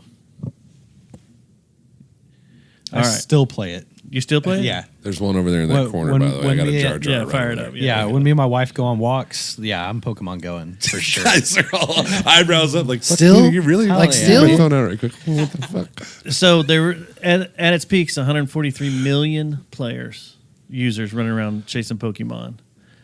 Niantic, who built the software, was taking all that information, all the photos, all the screen grabs. They have over 30 billion photos of real world locations, and are now taking all that information they've gathered in the last 8 years of playing Pokemon Go, and are training their AI bots, their delivery bots, to guide their way through cities to different locations. Genius. Oh shit! Crazy, Genius. crazy. Did you see the news about the? They're going to be testing that here. That they're allowing the AFA. What is it? Future FFA, not Future Farmers. Future farmers. FAA. The FAA. Couldn't get it out. Federal Aviation Administration. Yes, approved the flying taxi here in DFW. Yeah, they're gonna fly out of Nuts. Grand Prairie What? or whatever is Grand Prairie over there by Traders Village, that airport. Yeah. In flying Arlington, taxi they're for, gonna- like, It's people? fucking Yeah. weird. Look, can you pull it up? like a on, drone. Pull it up on your laptop. It's fucking crazy looking. It's like it looks like a DJI drone, but it's the Can way only hold two people. two people. Yeah, but the way the propellers are on it and shit.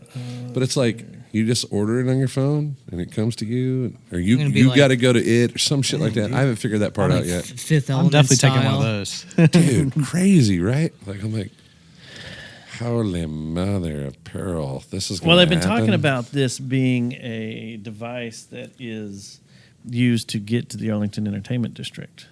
Yeah, That you can park your vehicle at either like you would for a it's train Redbird, station. Grand Prairie, and another airport, and they were going to fly from there to the Arlington Entertainment District, drop you off at the stadiums. But there you go. If you're going to pull it up,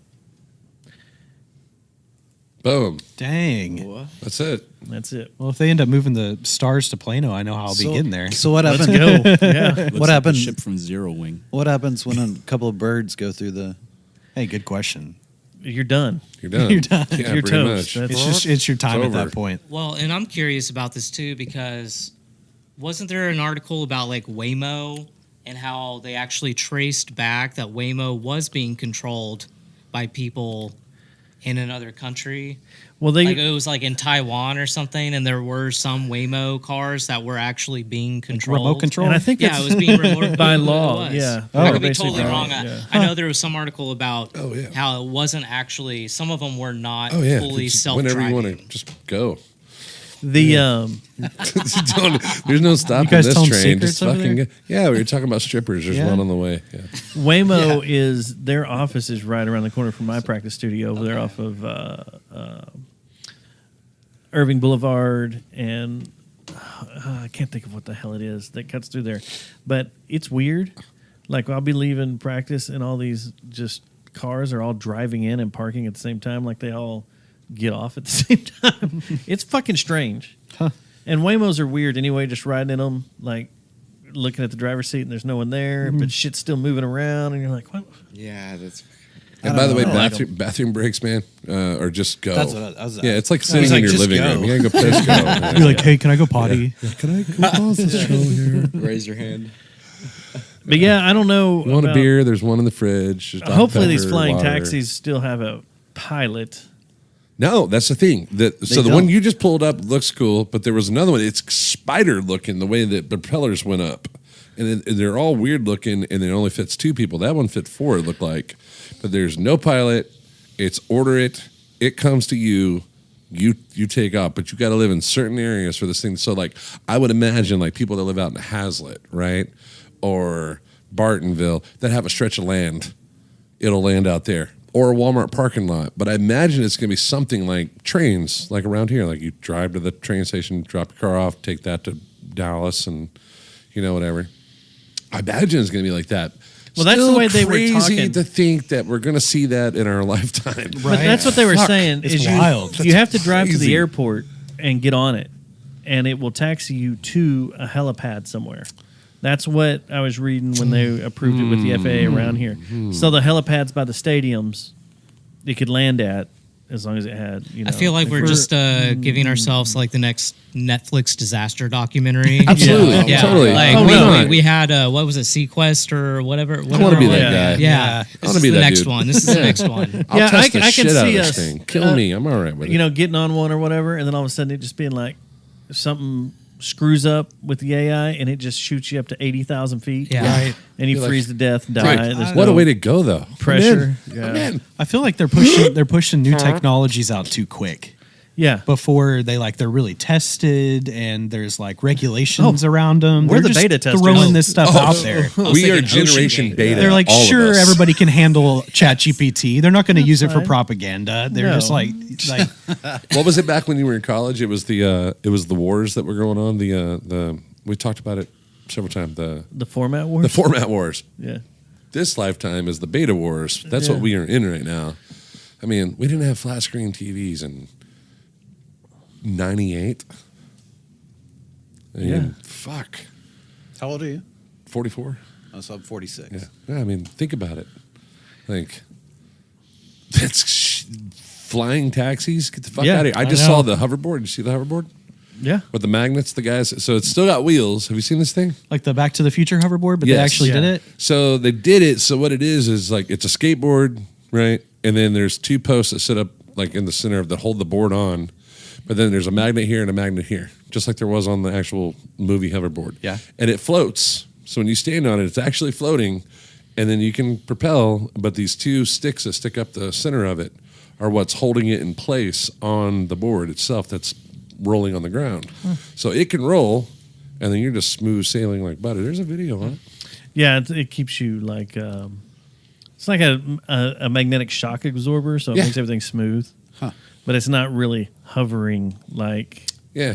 the hoverboards did in the movie. So it's like, You still got well, wheel that's. effects. I mean, that's good enough for me, man. Fuck me running. Jesus What was Christ, what was the hoverboard. Dude, what the fuck? what was the crazy new hoverboard in the movie called? It was like Mad Dog or something. Yeah, the one with the jets. yeah, Yeah. with the jets They- on it. Yeah. You can't go across water. You think we'll see that? I bet we'll see that. Yeah. Now, have y'all seen the drone cycle that is available for sale? It's going to be about 1.2 million. Yes. But it's basically the speeder bike from Star Wars is what it looks like. No, I haven't seen Yes, that. I have seen this. It is wicked. Yeah, it looking is. cool. This ain't it. Is this it? No. Where's the one? I'll find it, but it looks absolutely amazing. And the guy is ripping around. They have like 4 test models they're using. They're still building them out, but he's cruising around. Now they do have the drone car that they've figured out, which is a lot like the taxi, but it stays to the ground. It doesn't Okay. get up higher than like a lifted truck. Point is, you're just not touching the ground. So you technically are in flight. You know, you're right. just not getting up higher than, let's say Craig. here. It's called the Volonaut. Shit, yeah. Dang. Look at that, dude. How much you say? 1.2 million? Is what For they now. said. Yeah, we'll all get to try one of those at some point, right? Next year. Yeah. Yeah. They'll come down. The first ones will Maybe, be. maybe with my tax return. Maybe. Meta Ray-Bans are already down to like $150. They were $600 a year ago. True. So What I saw this video. this is so ridiculously damn cool. Yeah, it's like a damn speeder bike through the forests of Endor. Yeah. Yeah. Dude, we're gonna find Sasquatch Yeah. with this thing. Or an Ewok. No, Ewoks man. first. We're We're gonna gonna be see Ewoks listen, first. the only Sasquatch you're gonna find is right here, dude. It's right over here. He's got a furry Hey, ass. there he is. Yeah, man. Yeah, there's no such thing as Sasquatch. Come on. Look at this. I mean, that's a lot of air being moved around, but like he's just. I'm in. I would have one of these in a heartbeat. It'd be so cool to have. Imagine you could go to work just A to B. You don't have to go down the road. They'll figure out a way to fuck it up, dude. Oh yeah. Oh, there'll be sticks in the air with lights on them. Don't fly past these lights. No, yeah, yeah. you Some know, bullshit control crap. if you jump in the air and you hang in the air for more than 2 seconds, the FAA can fine you. What? They Well, own then- everything off the ground. So, yeah. Dude, what? That is ridiculous, bro. How cool It is. is this? That is. some There's a shot of him insane cruising shit. across the desert. I got to find the video. Across water and everything, and it's just absolutely just bonkers. crazy. But I want one. I'll take one. I'm in. Dude, Listen what to the that thing, fuck? dude. I don't know if y'all already mentioned this, but did y'all play GTA? Yeah. So it's like the MK2. What's it called? The Oppressor. The Oppressor. The Oppressor. Dude, There's look at that. nothing like everybody's like, that's AI. That's not AI. That's real raw footage right there. And that's why they had a bunch of pretty videos made, and a bunch of people were like, there's no way that's what you're doing. So they put up all the raw footage that they edited from. That's God, crazy. 2030 is going to be a year, man. Just gonna think be- about it. We're in 2026. We're Just not think- gonna make it. Just think about 20. I agree. I agree with y'all. Oh, We're look. not. They have a button now. I can We're reserve it. Because we can't have nice things Oh, in yeah, society. No. We Oh, just, it's already come down. 880, look at 880. that. We're already coming down. see, I told you, man. Next year, dude, we'll have it. Non-refundable of 2,000. Choose your early spot. You'll see him at Yeah, fucking that's like- Tractor Supply. That's like an average Oh. house price in Colleyville. So I've got to put 2 down, and then at stage 2, I got to put 80 down. Okay. That'll secure my build slot, and then my final payment of $798,000 will come in. Holy shit. What's the weight limit on those things? My big ass may not be able to get on one. Oh, that's a good question. I'd be like, oh, you too fat. You don't fly this thing. You No, can't no. Dude, Maximum that's pilot mass 209 pounds. Yep, I'm fucked. Yep, I gotta lose some weight. Gonna have to wait another 20 years. Fuck yeah, Shit. I'm gonna be like the sea biscuit at this thing. Top you are. speed. So it falls in line with an FAA ultralight, so 63 miles per hour. I am so in. 63 miles per hour is wild. You know, Elon's already got one up his sleeve. He's looking at this going, well, all right, I'll see you and raise you. Mine's battery powered. So have y'all seen the video with the guy that lives in California that basically built a drone skateboard? It's got the 2 big fans, and he's riding around Yes. Yeah, in his outfit and everything. And he like runs to McDonald's and picks up food and shit. You know, he's just screwing around, running around his neighborhood. The FAA came after him and fried his ass. Really? Yeah, because like I said, if you're off the ground for more than 2 yeah. seconds, they own the airspace. They own all the airspace. What about in here? And we're inside of a building, so they don't own it. Yeah, that's We right. own this. Motherfucker, it's my airspace. Yeah. That's right. And then there's the airspace of a building in New York City. Like that's the thing, is when you go to buy real estate land in New York City itself, you're not just buying the land, but you're buying the Just airspace push. above it. So when you build a skyscraper, you're buying Oh, okay. the space above it. Why are they so freaked out about airplanes in New York? Is that a real question? I mean, I They feel only like had a there's little I feel like there's a tragedy. I feel joke like- in here. I'm I waiting feel like for we're it. waiting for a 9/11 joke here. Waiting for Let's it. go ahead. I was. That was I a got question. I'll never forget that you asked that. Never forget. Good God, it. Man, that was good. that's good. I don't know what y'all were talking about. So another thing that Why do pizza guys not deliver to subway stations in New York? God, I'm showing my hand. Ninja Turtles. Yeah, bro. oh my god, bro. Ninja By the way, I've Turtles. never seen pizza look that good in real life. Dude, for real. No, for never, real. Have y'all never. seen the parodies done, like the voiceover? I don't want to say what it's called on here, but have you seen them? I know Craig knows what I'm talking about. And y'all, oh, the dude, Ninja okay, Turtle well, stuff? Yeah, we'll look at that Like later. bad lip reading? It is fucking good, dude. Hose ain't nothing but cheese on a board. That's what cheese is. Hose. Splinter talking like that. I have seen Raphael that, is like, he's like, what does he say? He's like, bitch, shut your mouth. Get your ass back in the kitchen. Put only one ice cube in that motherfucker. Because you want to get back on this dick. Shit. It's good, man. So another thing that blew my mind this week, or in the last 2 days, is it's spring break, right? Yeah. Yeah, technically for Where- some schools. Did y'all go anything exotic on spring break when you used to celebrate it? Go out? Did you go down to anywhere cool? Yeah, snowboarding. That was it. That's a good one. Where at? Usually we jump around different places in Colorado, or There's a microphone. spring break. in your mouth. or Tahoe. Here's the microphone. Put it in your mouth. Yeah. Anybody else Yes. have any exotic spring break destinations they go to? I think it's, Um, when I was a kid, like, I don't know, maybe Florida, but I've never been skiing or snowboarding on spring break. I think that's, Oh no, I used spring break snowboarding. pretty popular. Yeah, yeah, Fucking Yeah. Asians. yeah, it's good. I know, right? I guess in German. So I mean, We'd go. Jeremy has lots of Asian jokes. He Good sure deal. does. How about? Did y'all ever want to go hit the hot spot of Houston?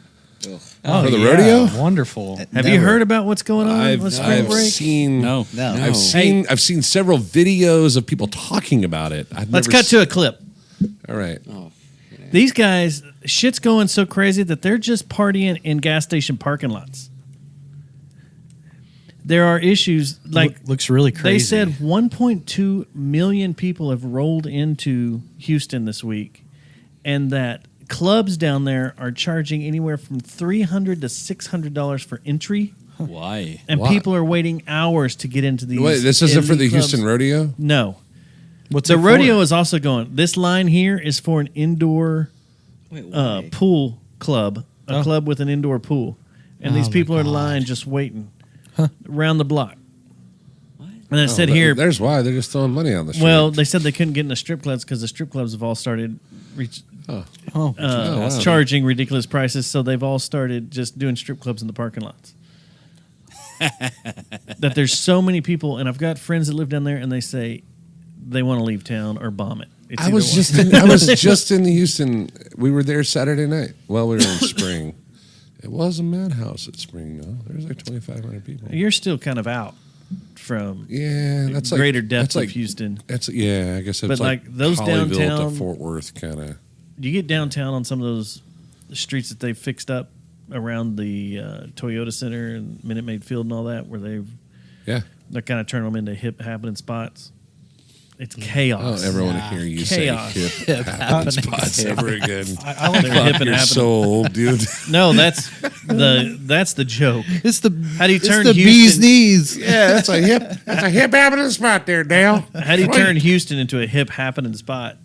Clean up the streets? But who the fuck says, hey, let's go to Houston for spring break? Something It'll be had to fun. have gone out. Something somewhere. Somebody started a rumor like this is gonna be the shit. There's gonna be fucking booze, and titties, and blah. Like everyone was There's like, so much "Yeah, water. man, come on, motherfucker, let's go. We can swim. We Yeah, can swim. We can swim in the club, and I can get swizzle in the on my nizzle." bayou with the bodies. Yeah. Fire Festival 2.0. Fuck. See, right now, guys, look, let's go get the shit. All right. I got a sound system. Let's just go to Houston. Fucking fuck Play them some up. shows. Let's go. Just set up in a parking lot. People are Yeah. like, fuck yeah. How is No, for no does- apparent reason, we just get a music video out of it. Has Houston got a music scene? Yes. Ish. Ish? Chop and screw, dude. Ish. Yeah. October. They have a rock true. scene down there. They do? Yeah. Yeah, they have a rock scene going on down there. I can't remember the last time I've been. I was just curious. Yeah, and a lot of the areas that like Numbers is still around. The warehouse is still there, so they still put on some rock Okay. stuff. I went down there last year for when was it? I guess it's fall for the Nine Inch Nails show down there, and spent 2 days because I haven't been down there in a long time. Spent 2 days running around, and they've done some really cool stuff around downtown. Okay. That's kind of rad. Before that, I hadn't been down there since playing a show, and we played that No So, which is Houston backwards. Okay. Is it falling? Not so, whatever it is, I have an Allen wrench for that. No, it's okay. That's what it is. It's falling on you. with the weirdest bar in the world. And every time I've seen a show there, someone on the stage is naked and on fire. So I don't really. And where is this at? Do they I'm gonna Not go so, and not leave. so. I'm It's gonna leave Houston right now. backwards. It's a bar. Do they put glitter in their Downtown. bubbles there? No, but they should because the place is like it's like you're playing an antique store. There's so much weird shit in there. Okay. Does it smell it's like cool. an antique store? It kind of does. It's 2-story, I'm out. and you gotta have a secret code to go upstairs to the second bar upstairs and stuff. But the stage is downstairs, and it's a wild scene. Okay. It's pretty wild. Yeah, Yeah. Played a show there with Jesse, and we're like, okay, we'll play our show, everything, and then the next band was like, clothes were off. They were setting people on fire. Nailing them to shit. And I was like, what the fuck is... Well, like, I thought we were just playing a cool little pop show down here, and what the hell happened? Man, I'll tell you one venue I came across here recently that I thought was just... first of all, when I saw the picture, I was like, wow, that's fucking dope. And then I realized where it's at, and I was like, what the fuck? Granbury, right? Downtown, the Opera House in Granbury. Never been there. Going through Facebook, this thing pops up. And the stone walls that it's got with the red curtain and shit. And it was like a top view looking down. I was like, holy shit! It looked like something out of Ireland. Like I was just like, where is this? And I was like, Granbury. The fuck? The fuck? You know, I looked. It was right on the square, and it's the Granbury Opera House. That And I opera was house like, is awesome. It was built in 18. God damn it! Now I'm gonna look. 18 something. Old. Is it haunted? Probably. It has to be. Like, why wouldn't it be? Yeah, and I know a lot of people that go down there and watch shows and stuff like regularly, and say that the shows are amazing. They put on in there the operas and it's really worth it. 1886. Okay. 1886. Shit, settle down. Yeah, 1886. It's fucking sick looking, man. Look at this fucking place. Oh wow. I Okay. was like, what? That's cool. Yeah, I immediately that hit up opera our house is agent. I awesome. was like, we need to get Deadwood Yeah. a show in here immediately. This is fucking awesome. I think cap in there is like 200. I was like, all right. Caddy corner across the street is that old stone gas station that they've turned into a that's burger what- joint, and it's fucking awesome. So and then from that is Silver Saddle Saloon where we play it. We can't play there anymore because we too many fucking people. Fire marshal came out and kind of shut that down last time. But nonetheless, Getting greases palms. there's just stay away from that. Look, ghost. Like I'm staying out of this. Yeah, But Granbury likes money. yeah, they do. Their police like money. Yeah, they do. Yeah, you give them a little bit, and they'll leave you. They'll let you do whatever you want. No. When they, They're pretty stiff when they say like there's a sound ordinance. You can't Listen. hit above this dB. That's it. They shut you down. I gave the police chief $200. He gave me his wife, so I know what's going on down there. Well, for the whole evening. Yes, You heard it here first. but I only need 8 minutes. Then I was like, "What else we do? I've got you all evening." I was like, "Clean my boots."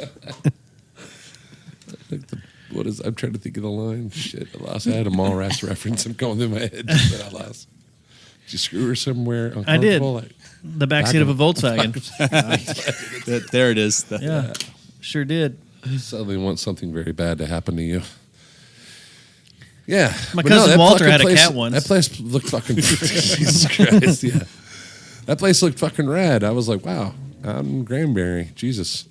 Have you not seen a show or anything in there? I've never seen at the Opera House in Granbury. No, Because sometimes they have those. now they have Granbury those- Live. which Yeah, is- that's a different one too. I've seen that. yeah. But they've got they'll have like the Peach Fest out in Weatherford. They have one for Granbury. I can't Yeah. remember what it is, but you can go. They'll have people performing in there and stuff, bands, or they'll have little dance recitals or whatever in there. You can go check. And it out. they've It's cool. got show. I mean, they've got cover bands playing in there. But the way I was looking at it, they were doing like double headers or 3 nights in a row, right? And so I'm wondering if it's one of these things where you rent the venue. You're as the promoter. You buy out the venue, and then you pick your ticket sale. You put up your ticket link, and then they supply the staff, blah blah blah, to run it. Where can It we might get be one of those. Dream Deleter to play? That'd be really rad. Someone's house. Here, Yeah. So Here? a house party would be good. What about the Southside Preservation Chapel? Ooh, yeah. Not the the chapel. ballroom. You're Not talking the about ballroom, the chapel. Absolutely. The That'd be chapel room awesome. That would be fun. rad. That'd be cool if it's all lit, Yeah.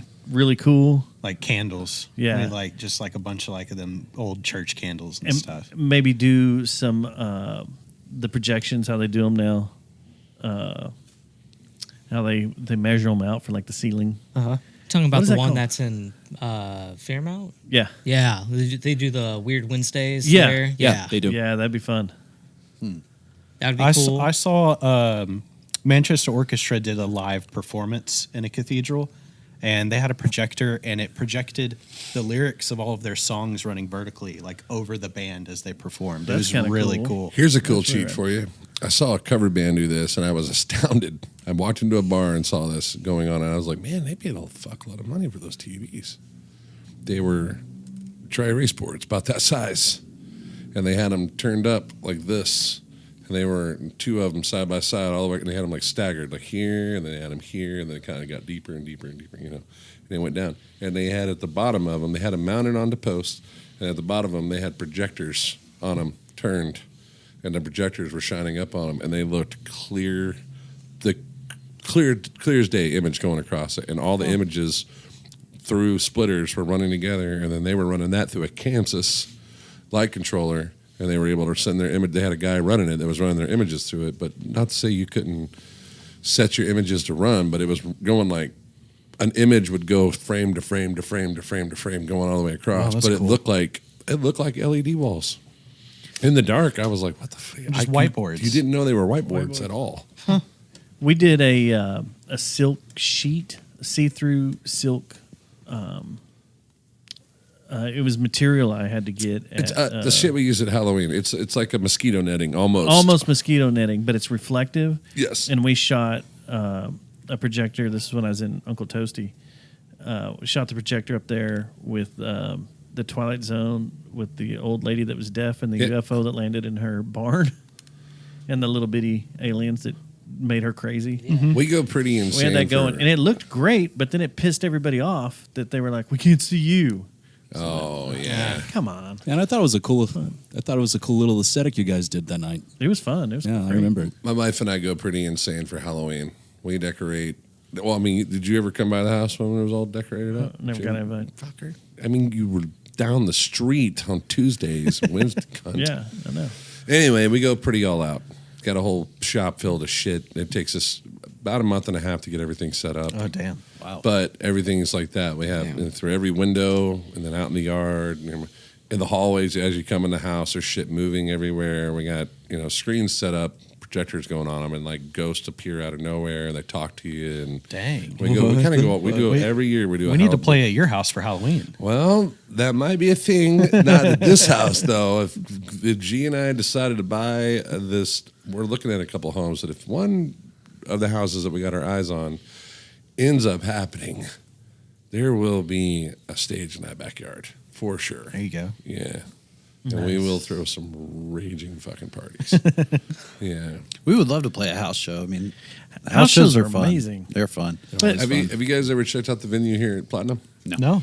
So they have a full on. It holds 209 people, and then it's got full light show, full production. It's got a decent sound system in there. You could opt in. We're trying to get them a better one right now, but it's the old city council chambers. It is. So in there, and it comes oval. down. The seats. Oh, that's cool. Are, Do you just have to bring your own sound guy? they have a sound guy that'll come in and run for you. I'm seeing. I mean, do they do shows here? Yeah, they do them on Saturday nights. And Dwayne and Mariah. I'll give you Mariah's number before you guys leave. Yeah, we'd be down for that. But they'll set up and it's a ticketed deal. They do like a door deal with you. I was just ran sound here the other night. There was a Ghost tribute band playing. oh And Jesus! I took some photos of Was it good ghost or pop? They were ghost? not bad. But that's the room. Oh, nice. What were they Yeah, called? there's from the sound booth. Boo. Big stage. Yeah, it's a really good sized stage, but it's got. I mean, there's a zoomed out. Okay. Yeah, But it's cool. The way the seats are set up are great. But yeah, it was a great use of that old city Kind of council reminded me of chamber. the little like Ridgely Theater a little bit. a little bit. It's just Yeah. mini. Yeah. You know what I mean? And, like you have a green room, the whole nine. And you can set it up, and if you want to bring your own sound guy, you can. They have an X32 in there. You can run. You're responsible for like all your own mics and everything like that. Okay. So, but you could fully control the production. You can put together a show. You can set the ticket sale, the whole nine. They have a ticket booth. They have the counter. They have the only thing they don't have is a liquor license. So it's BYOB. Nice. So it kind of makes it even better. Yeah, In kinda, a sense. Like, Yeah. what we did a pop up show there during Christmas, and we were competing. We already had shows here in town that we couldn't go against, and so we were like, well, we need one more show to like help pay the bills, So we did a pop up show, and we did it to where we did it as like a mystery guest kind of thing, and we got a sponsor to pay for the event. And so that paid out the band. Everybody was already taken care of before we went in. And then the ticket sales were just pure profit after that. But we did a couple pony kegs, and we got some cups with our band name on it and the platinum logo on it and shit. So it was like $20 a cup, but all you could drink. Nice. And so people were like, well, fuck yeah, I'll buy that ticket. Hell yeah. Yeah, sure, yeah. You know what I mean? And so it works. So food for thought. That's a good place to play. Hell yeah. absolutely. I would like to Nice. see Dream Deleter, though, like in a haunted house. Yeah. Would be fucking sick. That'd be cool. God damn it! If Mike had not sold That fucking ranch, we could have done so many goddamn shows down there. There was a house down in Flint Creek Ranch. It's been dozed over. It's gone. And it's a dream destroyed because the guy bought the dream ranch. deleted. Bam. Yeah, right. Let's go. But it was huge. Like, remember the movie Clue? Did you guys ever see yeah. Remember that big mansion? Yeah. It looked like that, but imagine it being empty. Like, there were only a couple things of furniture in it. They had like a huge cathedral room in it. Nice. And the first time we ever played a show there, we were playing for a big Halloween party, and we were setting up outside, and they had this whole like rocked area, like stone and shit going through, and the backdrop was this lake they have out there. So it was really cool. I was like, man, they got this whole thing set up and lights going and shit. And then there was a storm coming in, and you're out in the middle of fucking nothing, Meridian, Texas, right? You're out there, and they were like, we got to move you guys inside. Well, this room that his mom had built, it was modeled after a church from Ireland. So the whole thing, the whole room, it's gigantic, and it looks like a cathedral all the way down. It had the huge doors, big archways, and huge ceiling and whatnot. And we get in there and we start playing, and the Halloween party they were doing like a masquerade ball kind of deal. Everyone's wearing masks, and you couldn't reveal who you are. Eyes wide shut. Yeah, very eyes wide shut. That's sick. You had to like talk to people to know and like get to know, and they were doing like a game at the end of the night, like guess who you're talking. We all know what was going on. They were all fucking like we get it. Yeah. So, but here was the part for the band like that fucked us up. Do any of y'all know like Brady Hamilton? Yeah, I do. And Brady. Yeah. So he was playing drums. We were in a band called Big Casino, and we're playing. We're going hard to the fucking paint, and all of a sudden, power turns off. Lightning strikes. It's storming like a motherfucker, and you got all these big windows going down. Lightning's flashing like that, and everyone's paused, and the amps are all turned off, and we're just quiet, and nobody's talking, and everyone just kind of pauses for a minute, and the lightning flashes, and the only thing you see is the fucking masks they're wearing flash, and I was like, I'm way too fucked up for this. Like I turn around and look at Brady. He's like, he's just looking down like, nope, no. That place though, man, holy fuck, we recorded. Why'd they bulldoze it? So the tower downtown, the Bank One building that's now apartments, right? The owner that owns that bought the ranch from Mike Mirsky, and then his wife said, I don't like this house, and they dozed it, not knowing. Or knowing, and if they know, they're idiots for doing this. Mike's mom and dad built it. She designed it, and she bought all the shit at auctions from around the world. Oh. So all the stone was from like the Cliffs of Moher in Ireland. Like the floors were out of like some hospitals in Germany. The door frames, the stained glass, and everything. There were secret passageways through the house. Dang. So like you could be upstairs, you'd be in the master, you'd go in the closet, and then like you'd push on the wall, a door would open, stairs would circle down, and you'd come out in the office downstairs behind in that closet and open up a door. And there was like 12 of those around the house. And the house was built really weird because they didn't really frame it out. It's just weird. It was so fucking cool. I'll put a video up in here because I have a video we shot of it before it got torn down. Huh. It was just so spooky. But I want to find a place like that. Yeah. In Dallas, Fort Worth. There is that one place that's downtown. It's kind of downtown Dallas. They hold that. What about Waples Barn? That's what I was about to say. Waples Barn would be good. Waples would be cool to see. The mansion. Or to shoot a video. Them shooting a video in Waples would be crazy. So Waples is over, it's called Howell Farms. It's over off of you ever gone to Division Pumpkin Nights? Street. Yeah, Pumpkin Nights and off Division. And okay. So there's an old mansion over there, and it belonged to Colonel Waples. And the house is 4 stories tall, but it's completely gutted. Like there's the walls and everything are there. Doesn't have any power running to it, but it's all like the wallpaper's like coming down off of it. We went in there and the place is fucking creepy as shit. The barn itself is creepy as shit. I'm trying to think of places y'all could do a show that would just be, because you're such a vibe. You know what I mean? Like that's the cool part. I'm a huge vibe person when it comes to the band part of it. So trying to think like it's, I get it that it's hard to it's okay, like Tulips. Like it's kind of hard to do that in Tulips to make that vibe your own. Yeah. Yeah. You know what I mean? Without pulling in a ridiculous amount of money and light show and Right. like how do you? I think bands are going to get back to that, and I think we're starting to see that. Like I know the conversation's veering here, but in a good way. Like I think we are starting to see bands go, okay, wait a minute, pump the brakes. Let's create our own show. Well, and we recently invested in some, I mean, relatively inexpensive lights. It's nothing crazy. I mean, nothing crazy. And a lot of bands do this. I mean, a lot of bands use their own lights. I mean, we're not doing anything Less is special. more. Yeah, but Totally. But we wanted to do something just a little bit different than, Then house lights. Yeah, than just house lights. totally. We wanted a little more control over it, and so. We used those for the first time at the last show, and they went over pretty well. They look great. Man. Yeah, it was nice. A good buddy of mine, he's an LD. He taught me how to do side shots versus straight on, and how to do side lighting with backlighting, and how that one simple 2-color can set the vibe for a whole gig. Craig always throws a bitch when he comes out and shoots film of us because we'll do like blue in the back, but we'll do ambers on the side. But when we run haze, it's like a wall of amber going this way, and then down shot of blue from the back. Do we have any video or pictures of that? Just to... I think so.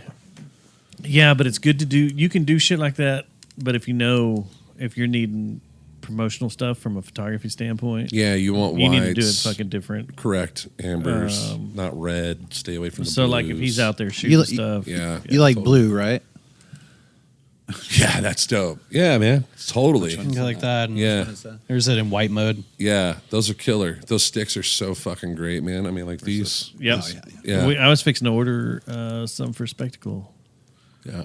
And then I went and saw them and saw y'all had them on stage. I was like, fuck, we can't copy you guys. Man, when we get this behind that curtain, there's a big it's a big shelf. It's all these little squares, and we're about to paint it. And then, man, when y'all come back in, we got to get y'all to play. For sure. Come in here and play. We'll set it up to where the drum kit's ready, so that way you guys don't have to drag a drum kit. I know Tuesdays are hard, but maybe we can set it up on another day that works out better, and then have it mixed down, everything ready Dude, to go. we would love to. Yeah, we would That'd love be to do fucking that. cool. Yeah. Yes. I mean, Sick. I'll show you some photos when we have like our band rehearsal up here. We had bought a new drum riser and we had it set Don't up. fall in for here. it's a trap. Don't fall for it. He's going to show you other photos. Yeah. No, we would love to. We would The love good to old do that. pinky photos.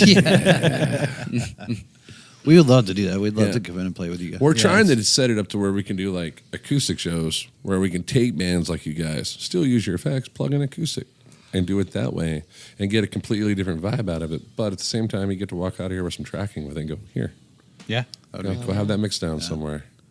That would be interesting. I've never really thought about that, like breaking them down into acoustic versions. Like you guys were talking about the candles and stuff. Yeah. Each one of those boxes, we want to do it like a smokehouse gray, like dark gray, and then put these big candles in there that are all RGB, so the candles can be any color, but have them placed randomly all up through the wall. Yeah. And then that way, when you guys are here, we'll film and record the whole nine, put it on the show, but it'd be fucking dope. We just shot a music video in here, Craig and I did, of Tristan for one of his singles, and it doesn't even look like the fucking room. I was shocked just with curtain and a few lights. I was like, fuck, this looks good. This looks really good. We might hit you guys up to totally. use the room. Totally, man. Yeah, absolutely. Just to do like a live video or something, Yeah, 100%. We're starting to finally venture into where we can run from the switcher in there and run all of this live. So like if y'all want to do, like if we want to take this thing live on YouTube or whatever. So people that are watching at home, we are working on that. It's coming. I know that's people the have been biggest asking. bitch. Yeah. Everybody keeps wanting do this shit live. I want to watch it live. I miss the Tuesday nights live. So get this shit going live. We could have like That's all I fucking hear. like a chat I hear feed. you bitching. Leave me alone. Yeah, we're trying. Goddamn, one thing at a time. Fuck. I come in here and I bitch too. Put your fucking key in the goddamn machine and let's go. Yeah, right. That's all we got to do. Yeah, right. Just push the button. You just press record. It doesn't really do anything. It's easy. You just put your key code in Been there. here since 3 o'clock.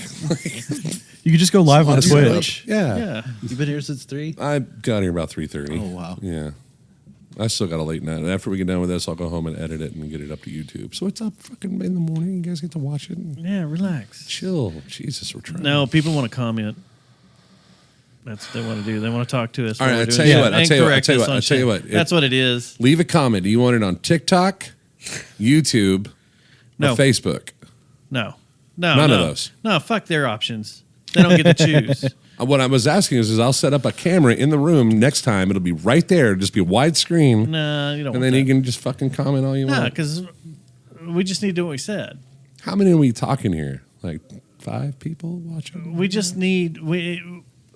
Don't put it on YouTube. Okay, Put it on Facebook, put it on TikTok, done. and that's it. And we just put the keys in there and go. Someone's That'll going be to the easiest bitch. to go. It's not on YouTube. I don't like it. Well, the reason is because It's not on Twitch. Here's the deal: you people that want to bitching about bitching things Especially is- that cocksucker from overseas, whoever that guy is That's Kevin from overseas. Oh yeah, Kevin. Kevin from overseas, you cunt. The British Kevin got a hold of us. Now, ex-con Kevin, if you're out there, Sorry, I need dude. to know where you Just are. kidding. Yeah, I need to know where ex-con Kevin is. I haven't heard from him in a while. Ex-con Kevin. Yeah, he used to damn, call our that's a t-shirt. voicemail, but I lost the. I don't have the JJTM voicemail anymore. Let's get one set up. So I tried to get a- today. The get a numbers burger suck. phone. Can we get- Relax. The numbers suck. I'm waiting for good numbers.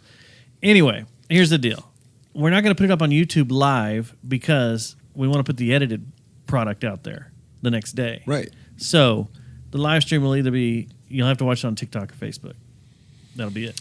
Yeah, Or 'cause Twitch. There's a whole segment of this show we do naked, but you guys are going to have to pay for that. That's, Yeah. I mean, and the drummer was really against it because we had pedals involved. Yeah. So. And then when we have bands perform, that'll be something different. That'll be separate. Yeah, there'll be the nude show Yeah. and then full show. Right. Y'all got to So put it's like the nude portion on OnlyFans, though. Yeah, well, I mean, only bands. Oh, yeah. We're there. Only bands. Yeah. Well, we're there's a getting new closer. one called Only Only Pod. Only bands. And this is Only Pods. And it's nude podcast. Nice. We're getting that going. And your band performances, all the bands have to perform nude. 100%. Yeah. And all the camera angles are from right here. Just right there. It's all It's the Cox view, no, right? no, It's no, from no. here. It's all implied. Yeah. The instruments are in front of them. You know, and it's just all implied nudity. No full blown nudity. Just all implied. Matthew, why are you blushing right now? I'm not. Oh, don't you stop. Don't you flirt with me. All right? God damn it. All right. So what do you have coming up? What's on the radar? Oh, getting ready to record our next EP. We're doing that now. Got another song to write. We're working on the summer show that we talked about earlier.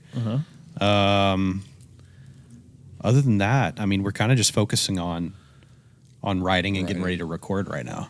I'm really hyped on this next EP. Yeah, we're going a bit darker of a tone, a little Nice. heavier. Cool. Other than the one song that he wants to throw in there that doesn't match the tone. Well, It I kinda think does. I think But it that does thematically. I think it's a darker subject matter. Yeah. Like this EP will be a little bit, dealing with or talking about dealing with things that are maybe a little darker. Am I right? I mean, right? Yeah. No, I agree. Yeah, and even sonically, a Yeah. little darker and heavier, a lot darker and heavier than the EP that we just released. So, yeah, we're excited about that. Absolutely. Fuck yeah. Yeah, I always jam to that to Bones, one of the new ones that we wrote. I like listen to it like almost every day. Nice. Yeah.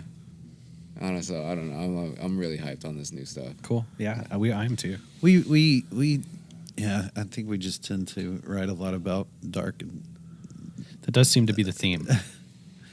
But I mean, I guess it's hard to write happy songs with the band name called Dream Deleter. Do y'all have idiotic Perception. working titles? Yeah, I mean, I guess not idiotic, but they usually always change from what they originally are to what they end up being. actually we have these working titles and for months we'll be like, we're going to change that. We're going to change that. We're going to change that. And then when it gets down to the the 11th hour, we're like, okay, this is the new title, and everybody is just like, That sucks. We still call it terrible. and everybody's like, God, I can't ever remember to call it that. And then we end up, and then when it's time to release the record, we're like, hey, you know what? We're just calling it what we always called it. Yeah. So So I'm in a band with idiots. Yeah. And we title things when we're working on them the most ridiculous names in the world. Like, I think on the last EP, or no, one of the new songs we're working on is Epstein's Adolescent Ejaculate. Triple E. Or EAE. Yeah, it's these are the names we have just because it makes us laugh. And then when we give them to James, like, here's the song. Now write the words and everything over them. It's like a Black Dahlia murder song track title. When they change, when the names finally change, and we're like, oh, that's what this song's going to be. Yeah. But then when we play live, we have to look at each other and go, is this Epstein's? You still call it the old one? Yeah. Ejaculate? Yeah, okay, that- this is it. Shit like that. Yeah, I think our last show, you asked me what song's next, and I said Dreams, but we don't call it Dreams anymore. Right. It's Find You Again now. Yeah. Right, that's true. I actually forgot But about we that. still refer to the old names sometimes. Yeah, originally that song was called Dream Deleter. Yeah, it was. Dream Deleter was not our first choice for Yeah, the band name. our first band name was Despire. And I hated it. And it was just like Yeah. a merging of words between despair and inspiration. And I never said Despire anything. is a word that should be written in sticks. The death Yeah, metal stick font. Yeah, for sure. Yeah. For sure. Yeah. But Dream Deleter's like, I didn't say anything for like 2 years. I when was Jeremy like, you told know me, what? when you originally told me the name of the band, and hey, we got this going, and be on the lookout, and here's some singles coming up, whatever. And you said the name Dream Deleter, I was like, that owns. Yeah, you That don't have to just question fucking that. owns. You don't have to question it Yeah. whatsoever. Yeah, The 'cause- band names that you have to question. I had one. We were SoCo with an E on the end, and we were all fucking high. And it was sounds of creative outer energy. I was like, "Fuck, we're a bunch of hippies." Like, why did we do this? Why did we stick with this? Oh, looks cool. Yeah, but we have to explain it every fucking time. They're like, "Oh, Southern Comfort, no." Yeah. Dream Deleter's like, Here, let me give you some. Yeah. That was the biggest thing of Despire is every time I would tell somebody, they would say, "Oh, what does that mean?" exactly. And I'm just like, I don't know if I want to answer that question every Do you time mean I tell despair? somebody. yeah, Do you mean despair? yeah. I was Although- once eaten. Was EYE. Although we did was get- once eaten, and every fucking billboard, every fucking marquee was I, the letter I, or just I was letter once I. eaten. Instead of EYE. We got Justin Rose and Dudewood here recently. Dudewood. Dudewood. Yeah, that was Friday. I was That like, was pretty good. okay, cool, sweet. And we had to hear about it all the way to Houston the next day. Yeah, but Dream Deleter owns. That's a great name. Thank you. That's Yeah. freaking awesome. Fucking awesome, yeah. It's actually Who came up with that? That was I don't Pat's remember. idea. Patty. Yeah, so originally, for the song "Find You Again," I was sitting in the living room and I was watching Internal Sunshine of the Spotless Mind. Hadn't seen it in like 10 years, and I was sitting there and playing around with a new pedal that I got that has this cool like fifth harmonic setting with this weird warbly vinyl backdrop kind of trail to it, and I'm sitting there and playing in like an open A, and I came up with this melody, and as I was watching the movie, I kind of was like, all right, memory's gone, dream, because the whole premise of the movie is they're like removing memories of each other, and so I was kind of playing around with stuff until kind of just clicked, and I was like, Dream Deleter. All right, cool. Let's just name this the song title, and then we never really agreed or really felt comfortable with Despire, and so just kind of threw out, well, why don't we just name it Dream Deleter? Kind of makes sense, and you can do cool stuff with marketing and Totally. clothing, stickers, all kinds Yeah. of cool stuff with that, and that's kind of And then where we went after with it. he suggested that for the band name, I think we still kept trying to come up with band names for like yeah, we did. for like 3 or 4 weeks, and Yeah. no one could agree on anything. So And we then just were went with finally Dream like, Have you all right. gone into chat yet and asked it or Grok and put in Dream Deleter and say, make a photo of this, and then parentheses Dream Deleter? I have not. No, not I yet. would be really interested to see what it comes Yeah, up. that'd be well, cool. Come on there, buddy. Yeah. I know you're there. Which one do I have? Which one do you want to see it in? It's Cook that one Grok, up. of course. Let's grok it. Fill the Grok, air. grok, Don't let things go dead here. I'm not. Keep talking, keep talking. Let's let that roll. Let's see. Grok. Have y'all ever played in a haunted house before? No, I'd No. love Or to. y'all even believe in that kind of thing? I don't know that I believe in it. I would say in a form. Yeah. I think Dude, I've been The- haunted my whole life. I'm all about it. I think personally I need to hear more about that. I think when things happen within time, just within history, there's certain things and moments that create a stamp of energy. Sure. That's kind of a snapshot. And so I think, in my personal opinion, I think you see a loop or something that's stuck in within a dimension. And I think our Sure. dimension can have these moments where it crosses over to that, where you see a timestamp of Sure. the situation. I can see that. So that's kind of where my thoughts and feelings. I was on listening that. on the way back home the other night. We got to listen to a Blurry Creatures podcast, and there was a guy on there talking about he has over 700 documented near death experiences that he's interviewed these people, right? And he goes on to talk about the similarities through all of these, right? And one of the things he touched on was how almost like what he was describing as purgatory, right? And I was really intrigued by this because then he got into the part of like, you know, it's this spot where they don't know that they're dead, right? They're stuck in this, not a time loop, they're just stuck in this part of before they move to whatever is next, right? Yeah. They haven't let go of this, and they all have this other thing in common that they call it's like a silver line. It literally looks like a silver rope, and it's connecting them to now and then, and they haven't cut it yet. They haven't released and let go of it. And he tells a story about this, one of the many stories, but this guy was in California, and he's up in the mountains, and he's driving, and he veers to miss an animal, and he drives off down a ravine, and in his experience, he's above, like in the sky, like 40, 50 feet up, and he's watching people try to go down to get him, right? And he's in the car, and he's dead at the wheel, and he's watching this all happen, and at the same time, he was seeing other people that are in his position that have already passed on, but they haven't let go yet. And like there was a younger gentleman, like in his 20s, in his car in traffic, and he could see into the car from the top of it, and there was a woman in the back seat that was screaming at him, and he knew without having to ask that was the boy's mother. And she had passed on, but she was so controlling that she was stayed in the afterlife to try and control him. She was staying with him. And I 3 hours listening to this shit, I'm like, God damn, a lot of this makes sense. Because it's like, then you start getting into the whole, like you said, this loop that happens. And it's not so much well, maybe it is. It could be a time loop that happens. I mean, Craig and I have experienced that with pair theory, but it was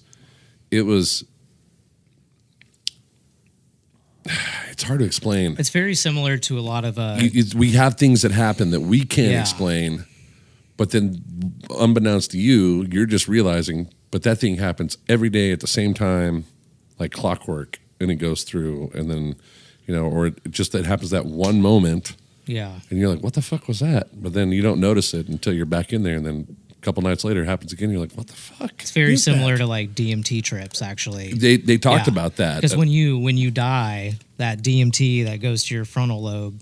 And so it's a lot of similarity. Purgatory, certain celestial beings having out-of-body experiences. Paratheory, well, that's how I met Dustin, was when Craig and I were doing Paratheory.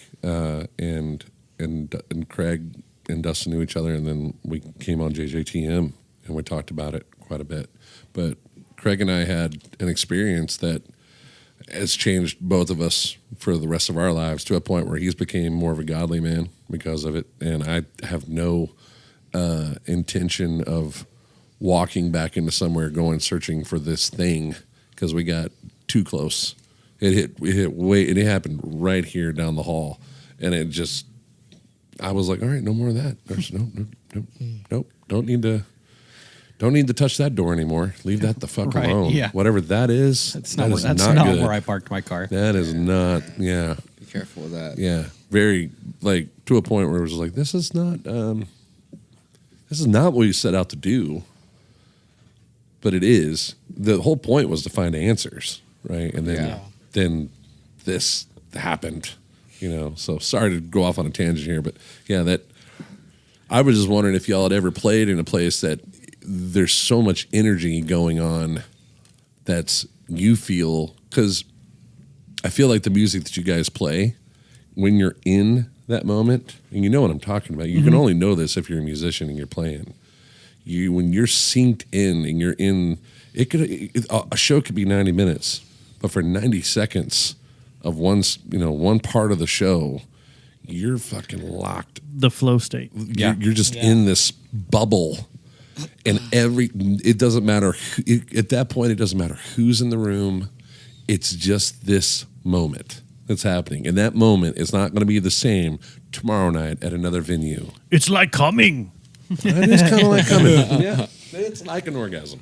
No, that'll happen to me occasionally, and I'll actually like get like goosebumps, Sure. like on my body physically, Yeah. and that's kind of how when I realize, oh, I'm in that state, and I become self-aware of it. Yeah. And it doesn't happen all the time, though. It's very rare. Kind of stop, and you're not really stop playing. You phase out. Yes, Yeah. and you kind of slowly turn and look at the guy to your left and right, and you're just like, man, is this fucking happening? I think that's when you have a good set of people that you're surrounding yourself with and you're playing in a band with. I feel like maybe that's a tip for musicians out there. Like, if you're not having that some point in like the first, let's say 6 shows, 8, 10 maybe. It's funny that you say shows, like, honestly, and It could be in rehersals. That's what I was going to yeah. say. That's Yeah. what I was going to say. It's like obviously being in a band and doing this, everybody thinks, oh well, it's all about live performance. So it's all the end goal or end game is playing live and playing shows, and yeah, but like honestly, the older I've gotten and the longer I've done this, I honestly, I think that I get more enjoyment out of writing and rehearsing with you guys, and I think I feel more like in that, like you said, like in that flow state. Yeah, Flow state. I think it's easier for me to get in that kind of space. When we're actually creating and rehearsing alone. In our own controlled environment. Yeah, I feel really like I mean, I don't know how else to say it, but kind of like at one with you guys, and in sync with you guys, and just really, like just really, really caught up in what we're doing and creating. It's like you're not having to force Yeah. the music to happen. It's All happening. All our together. writing has been so spontaneous. Yeah. Yeah. And it feels, and that's the rewarding part for me. It's not, I like playing live, and I do want to share our music with the rest of the world. I do. I think that's important, and I think there's something that you can get from, hearing and experiencing other people's music. So that's important. That's a very important part of it. But I think that, it makes me feel so good when we're in those moments. That's the fulfilling part of, like, I had this vision. This is the reasons that we started it and wanted to do this, Right. And when you do feel, I feel like I get those feelings and those experiences more often when we're in the practice room, and I think I do too. when we're being creative and Right. fulfilling that creative urge. It's know what like I mean? after you've like put all that work into writing that song and you've got it where you want it, and then you have that one rehearsal where the song is just perfectly played and everything's going well. That it's a great feeling. Yeah. So good. And we all know when it hits two, When it we're all hits. kind of Oh, like, yeah. We're all like, we're dang. Yeah, damn. that that's hurt. it. That's it right there. It actually happens so Yeah. frequently Yeah. with us. Yeah. Like, Yeah. And then we all stop, and they look at me, and I go, nah. Yeah, we all stop. That sucks. We're all Yeah. feeling it. We stop, and Jeremy goes, We're Ace not has got too many damn pedals. or he'll be like just like last week, Addison, we're like, yeah, that was sick. And he'll be looking at his sticks. He'd be like, it just sounded like Tool. And I'm like, the fuck is wrong with that? There ain't nothing wrong with that. I mean, there's nothing wrong. There's nothing wrong You with it if are- you're Tool, but I don't want to sound like Tool. You know, I mean, no, you can't because you still have that Deftones feel to I it. don't want to sound like Deftones But you either, though. just That's the it's thing. let me rephrase that. It's the ambience Look. of those bands. No, Well, and I think it's not the direct. I also of think it. I think that reference is coming from people that don't have the musical knowledge Sure. of I know. the post rock bands. Yeah. Yeah, And yeah. that's Yeah. the closest they can think of is they're like, Yeah. it's real airy and it's real spacey, you know. And that's like, fine. Like Yeah. White Pony was, you know, there's stuff on there that's just like And airy that's fine. spacey, so And, that's and I I mean, agree. Like we've honestly, think when you hear that- I've honestly heard that from a lot of people. It's kind of got a Deftones vibe, and my initial reaction is to be like, no, that's not. But I can't tell someone else. especially if they don't know. Yeah, and I can't tell someone else what they're hearing and what they're not hearing. Yeah. So Right. if that's what they hear, Totally. that's fine. That's- you yeah, And know? you then have to- and then I'll tell them like I've never even listened to the Deftones before, and they're like, "What?" Yeah. Because I haven't. I've never. I mean, he's shown me like a song, but I've Yeah. never listened to him.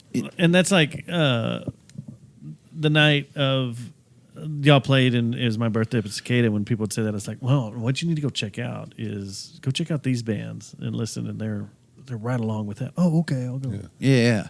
And Kinda open their and knowledge. will they probably not, but and that's okay. But like when people, but like you said, when people say that, I almost now I'm like, I like the saying of it's the ambience of that band, Yeah. not the direct hit, like not Yeah. the direct line of music that's coming. It's the mic that's placed in there while the band's playing over here, and you're capturing that ambience. That's what I feel with you guys. You're like, man, okay, because there's so much going on there, but like very little is happening. You know what's interesting about that? That's the cool part. Is what's interesting about that is like I've always been I do really appreciate the Deftones. I would, in fact, I would say I was in love with White Pony, Adrenaline, Round the Fur, even Self-Taught. Like I think they're a fantastic band. I love the Deftones, but they're not. A lot of that was in my early 20s. I was really. It felt different from everything else, Yeah. Sure. And so, but now I think that maybe they are a good gateway. I don't know if that's the right thing to say, but I've like, always said that Deftones. And then I'm going to get so much hate for this. I love the music. I could do without Chino. see, I even like him. I mean, I even like him as a vocalist. So you're like, Yeah. I'm with you. That's how he feels, and I Sorry. think I don't mind him as a vocalist. In fact, I love him as a vocalist. I love his side projects. I love Crosses. I out love of Team their Sleep. entire Crosses. catalog, maybe two songs. Crosses, Team Crosses Sleep, is one all of of my it. favorite bands. you know. Palms. Did you ever hear Palms Palms? is great too, Dude. but Cross is one of my favorite bands. Yeah. So It's just and I think it is a good maybe that's a good gateway to the post rock world, but people don't know ISIS. Right. They don't know that band. They're like, Right. you bring it up and they immediately go to, the terrorist organization. Like, Right. what are you listening to? No, Yeah. Yeah. there was a band before the organization that put out a bunch of badass And records. ISIS and Neurosis, those bands those are in my top five, probably top five most influential musical acts ever. Yeah. ISIS is a huge, huge influence on me musically, and so, but Were like you said, at the Neurosis Def Evan show? no. That was crazy. No. Fucking wild. The last What a time night. I saw Neurosis, I actually saw it was at Canton Hall Oh, with yeah. Converge. With Converge and yeah. Birds in Row, which is a great Birds in band, Row. dude. Birds in Great Row band. is Birds Have in you heard Row the new is really good. Converge? Birds of Prey is great. I haven't. The new Converge is really good. No, I it's crazy. I It's haven't chaos. listened to it. And then they did some stripped down thing where they were like in a studio shooting a bunch of videos and stuff. Huh. That's really cool too. So, yeah, it's neat. You want to see what what Grok says about Dream Deleter? Yeah, Sure. let's see it. Pull it up there. There's See it or- one. Hey, You got Pinhead there. we're sleep token now. Yeah. Yeah, we're sleep token. Very sleep token. It's like Death Eater, Death Eater's Harry shit. Potter. There we go. Now we're Voldemort. Yeah. Yeah. With the Or one of the Nazguls. Or no, it kind of. What's his name? What's the Marvel guy? Oh yeah. Doctor- Oh, Dr. Doom. Doom. Doctor Yeah, Doom. Dr. Let's Doom. go. then you got Okay, now That's we're talking. cool. That's cool. trippy as Yeah, shit. that's Yeah. cool. I animated a Pause few of these. frame. I love that. fucking right there. Oh, she's gonna Boom. do the Hago. What is it? The Hago? Right there. Or the Lawnmower Man thing. You got whatever that is. That's About cool. to Eat a bunch of people. I don't know. Then What's the one with the brain? It's very, I'm going for we're- the brain. we're It's very getting there. Dark Hold on. Towers. Over here. Yeah, that. Oh, that's dope. That's crazy. Yeah. All right, that's sick. See the face, the girl's face, and this. I Yeah. would honestly, I wouldn't mind using as like a backdrop at a show or something. Yeah. I know that Yeah. we would probably get a lot of hate for doing that. No, man. Why? Right. I mean, it's- why? Because 'Cause, you're you know- swimming with the river. Because That's fucking that is cool. sick. Because people are so against. Sick. I just like the first frame of that when it fucking popped when you Yeah. coming out of the sand. Yeah, because people are so against AI right now. You know, they're against the art Using the AI for art. artistic Yeah. use. Okay, my question is, how many friends that you know or you have that can make this animation for you to play live? None. Well, no, There you Zero. go. There Right. you go. So No, you're yeah, using yeah. the tool that's And available also, to you. when you have people like downing on the art of it, Look at that. also think about it like this: AI, Grok, all of this shit is only pulling from what's already been created and creating ideas out of what's already been created. It can't create anything new. Right. Yeah. I want to let that make. A So let video, that but- marinate. It can't create anything new. But This that's has been yeah. done before. It's just being done differently by There- using other people's ideas. And there's arguments on both sides, and because I Yeah. hear you, and I don't disagree with you. I'm just, you know, when you look at what it means for art and creativity Correct. in the world, it does change everything. It changes Totally. everything. And if you're looking from a purist point of view, or from someone that says, well, it's taking away, because I hear your point about who local can make this, or who do you know personally? know, yeah. Nobody. And so I get that, but you know the other side of that is, well, you know, just I mean, I know a lot of people I could reach out to and be like, "Hey, can you put this together?" And they'd be like, "I don't know if I can make it look like that, but I could put something Close. maybe Yeah. close to it, and it's gonna be $3,000." Yeah. yeah. And Right. I'm like, "Well, shit," you know. Or Which or- I have no problem paying someone for their time, but if you're unsure about it, why would I give you $3,000 if you're unsure that you're that you right. can do this? And then you go into you looking at like making music videos and things like that, right? So Yeah. when I don't know if you remember, this was a little while back when AI, when musicians and do you remember that High on Fire video that came out off their latest album? They did an AI video and they got so much shit yeah, for they it. got It flamed was bad. for it. Yeah, It was a cool video though, but it was a little weird and it didn't feel really natural. yeah. You know? But didn't they turn around and do another video that cost nothing? Like they took the money from the record label and was like, "We're just gonna make a video that's nothing." Here's one that's going to blow your fucking mind because I'm dealing with it right now, and we're doing it for another artist. It's all green screen shot, right? But you're able to take the person and then put into the video, and you're creating the background, you're creating how he looks, what he's wearing, the whole nine, and then put him into different scenarios, right? But it's still him. It's still his voice. It's just dressing the costume, dressing the background, and it's saving, you know, fucking him. It's saving him thousands and thousands and thousands and thousands of dollars. Yeah. I mean, just there's a green screen room that's up here in North Fort Worth. It's $2,000 a day. just for the room, and that doesn't include the cameras or the people. That's nothing. Then you got to factor in people to do it, the editing. By the time you get done, you're spending upwards of $10,000-$15,000 to create this one music video. Oh, I can take you into a studio that's got the Mandalorian wall, and it's $10,000 a rental day. Yeah. Jeez. Yeah. But it's here in Fort Worth. Look at these last two. These are the ones. That's cool.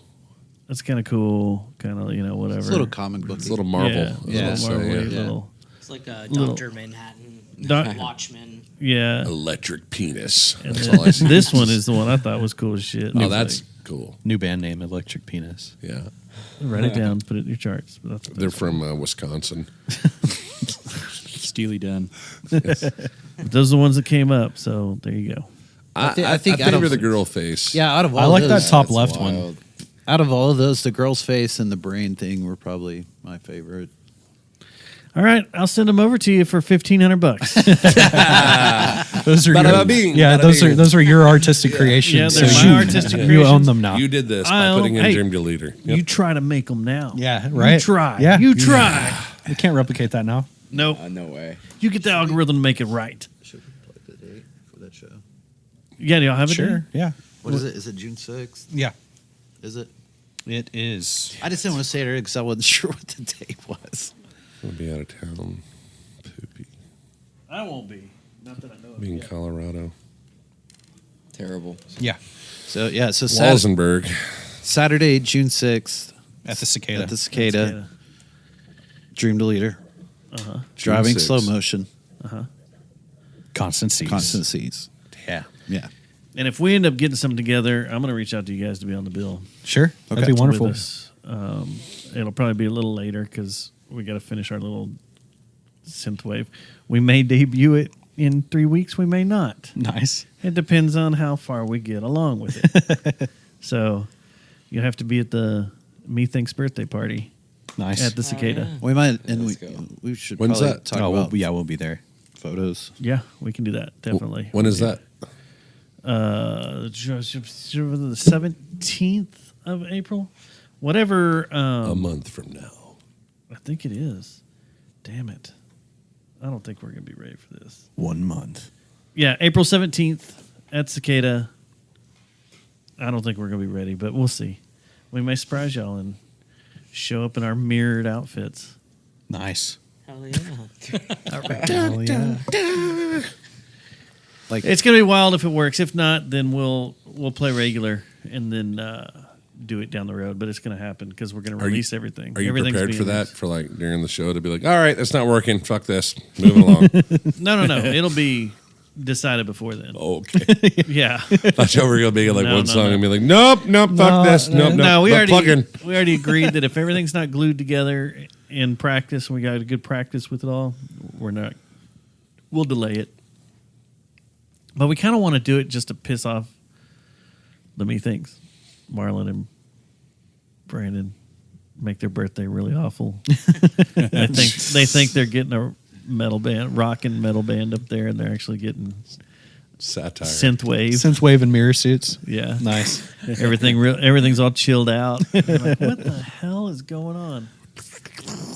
Just a bong in the corner. But the chicks love it. I like synthwave. Yeah, it's fun. It's really, really cool. Man, thank you guys for fucking being here. Hell Thanks, yeah. Killer. Thanks for having us. Yeah. Yeah. Yeah, Let's and do this again. we will do it again down the road, and when y'all get y'all's next release ready to go, get y'all in here and do some promotion and Sure. sit over there and make some noise, Hell yeah. Yeah. Fuck yeah. Let us acoustic know. or electric, Yeah, whichever way acoustic y'all or want to do electric, it. Either way you want to Let's do do it. it Y'all want to be electric. experimental? Let's do it you can be electric. experimental. Okay, All right. Let's do it Yeah, electric. we'll make it loud in here. Do Yeah. it full blown. Jeremy doesn't like experimental.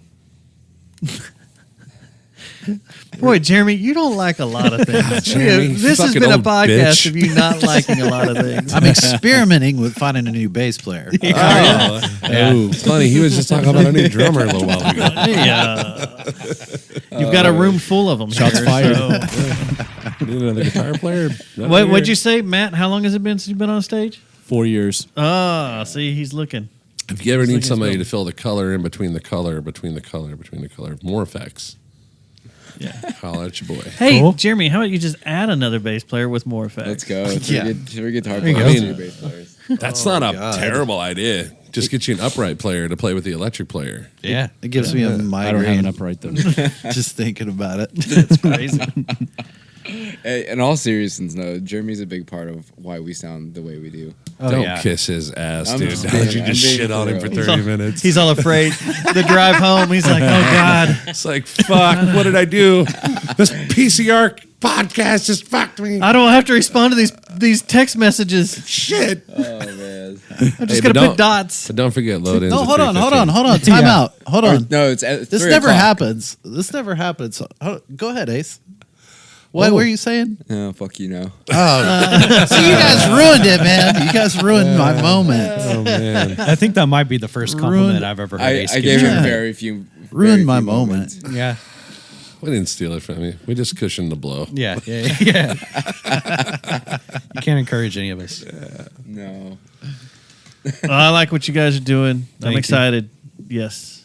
Totally. And, see y'all again. So So check y'all out on, it's Dream Deleter TX, right? Yes. You got it. On Instagram. Yep. Yeah. The website's Dream Deleter TX. Yes. .com? Website.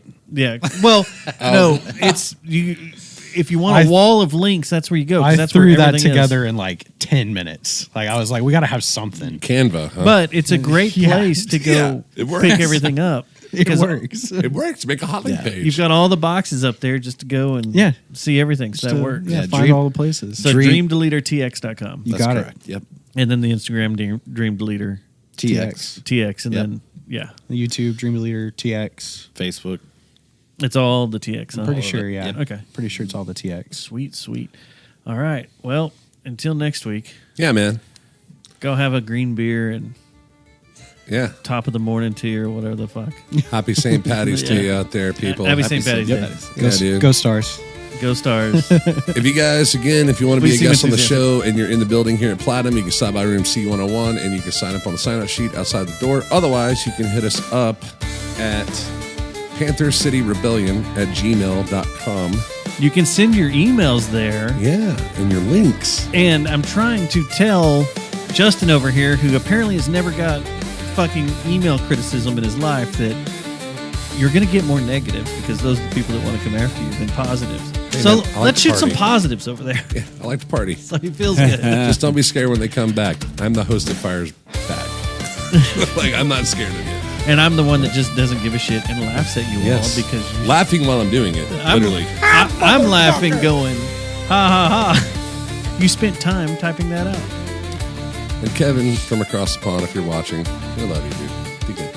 Yeah. Yeah. little buddy. Hit us up, buddy. Yeah, man. All right. We're out of here. All right. Dustin likes tit pics, by the way. I do. And the penis sticker, wherever it's at. Where the it's cup. coming. Kevin's Yeah. mailing it. Did he donate? I don't know. Not yet. You can do that at Deadwood Fan on Venmo. So No, we need a real. I'm trying to get one set up. We just have to talk more than twice in a week. busy Are we people. wrapped? Is that it? Yep, that's a sludge up. Cut.